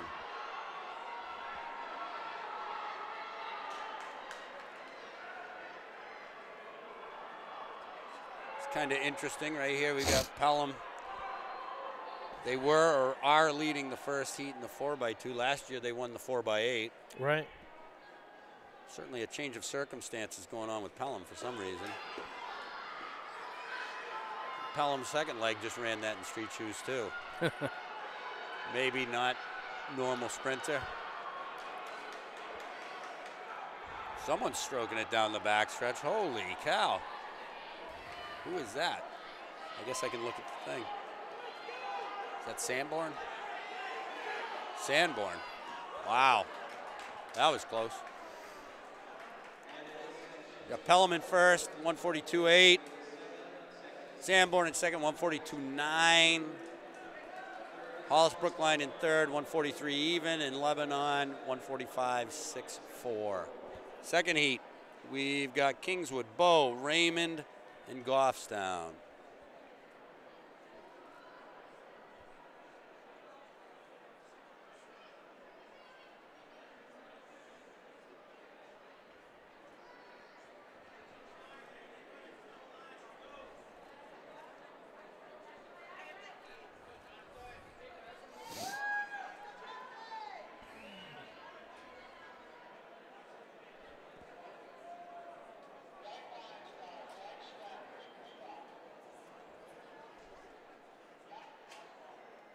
Boy, Wyndham really took it to the comp, huh?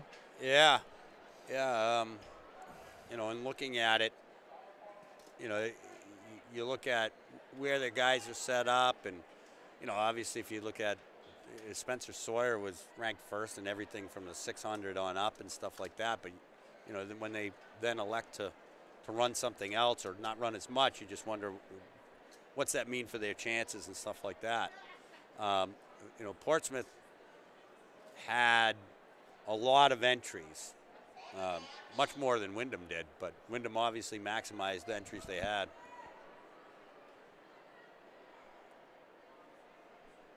Yeah, Wyndham they're a good team.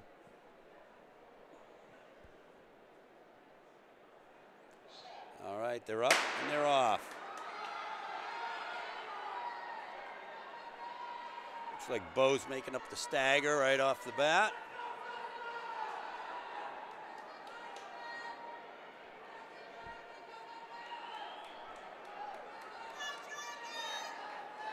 Here comes, appears to be Kingswood coming around. Kingswood in for the pass first.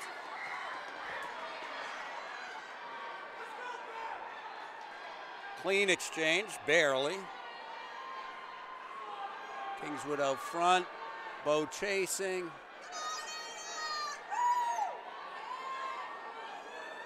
Bo coming up on his shoulder. It's going to be taking the baton same time, Kingswood and Bo. The kid from Bo's definitely not a distance runner. He is big.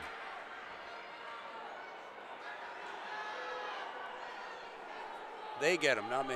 Yeah.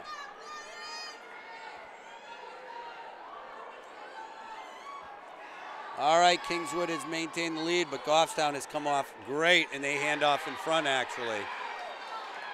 Excellent handoff.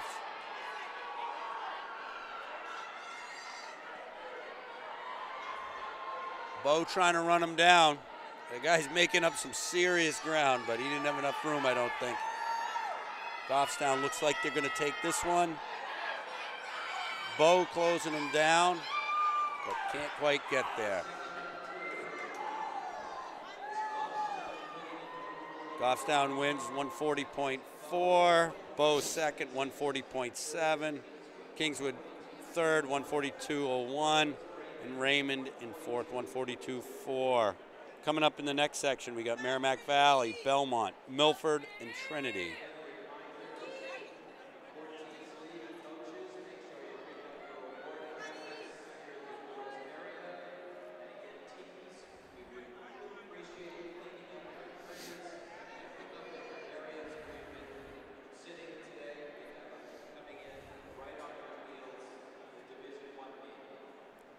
I'd say this has been a relatively successful meet. Yeah. You know, we look at went by quick. Yeah, once we got rolling. Yeah. I don't know what the glitch was earlier on in the hurdles, but once we got going, it got going fast. Somebody mentioned to me that they try to wait till the long jump's done. So maybe it was just long jump took a little longer than they normally thought it would before they start in with the hurdles.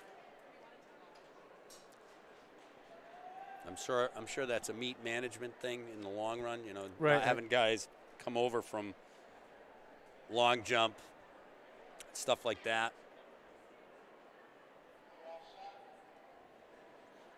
If we had known that the gap was going to be that long, maybe we could have had a couple of jokes ready or something. Right.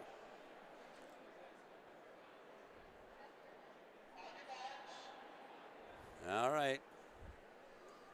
Speaking of jokes, that's Scotty Clark facing the wrong way. He usually does anyways. Yeah. I mean, I'm pretty sure he doesn't even know what he's standing on. Yeah, he can't stand to see it.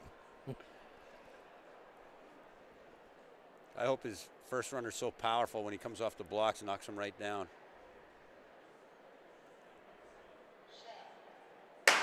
There we go. One thing I am glad is his move over to Belmont. Yeah. When he coached for St. Bonnie, he used to wear this old Sports Illustrated sweatshirt that I think he won it in something like in the 80s or something. It's nice to see him get a little bit of new wardrobe. All right, here we go. Third section. Everybody's taking it together with the exception of Merrimack Valley, who almost went out of the zone. Yeah. They lost all the momentum on that handoff. Yeah, because they look to have the slight edge. That seems a little bit strange to me in some sense. Like these are guys that, I mean, these are teams that live for relays. Right.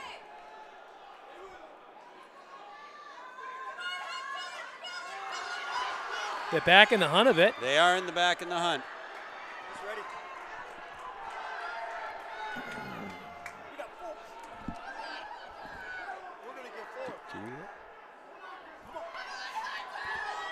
All right.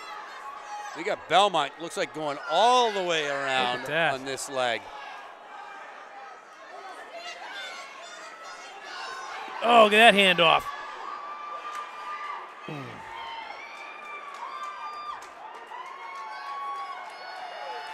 Trinity, he's got some wheels. Yes. Duck it. Yes. Hit Heat 3. This is Heat 3, yeah.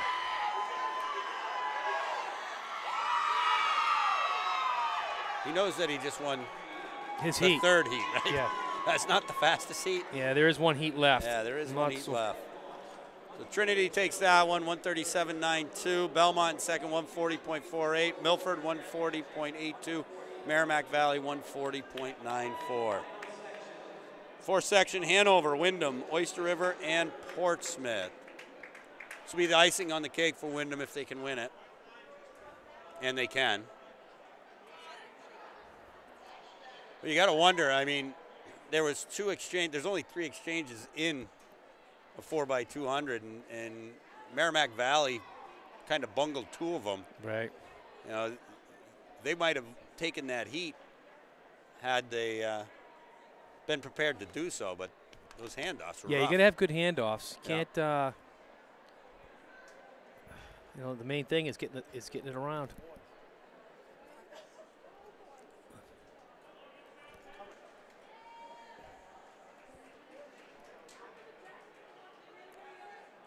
You know, standing on the blocks, that's good coaching.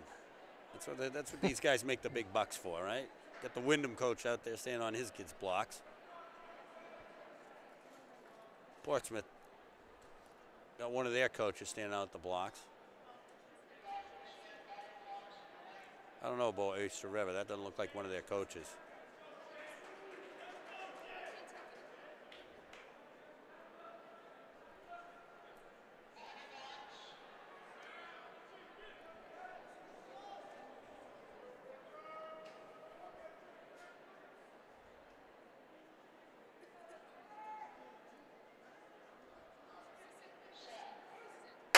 And they're off.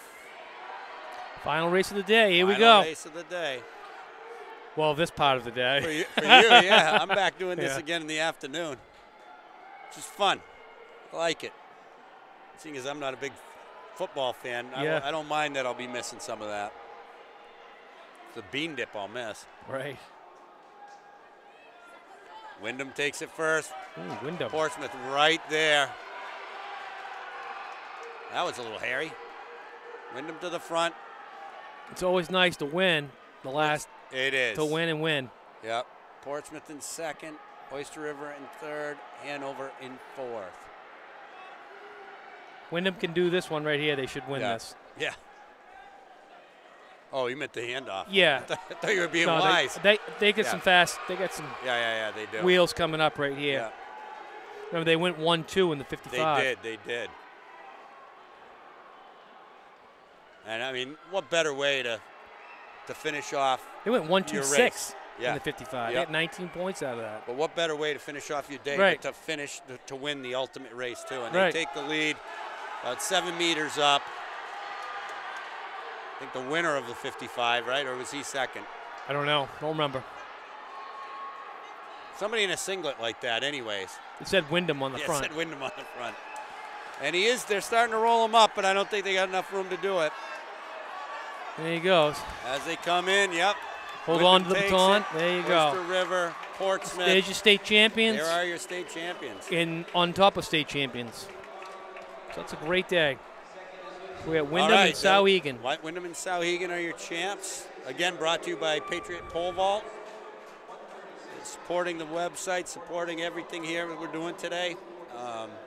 Fantastic day of competition. It's only half over.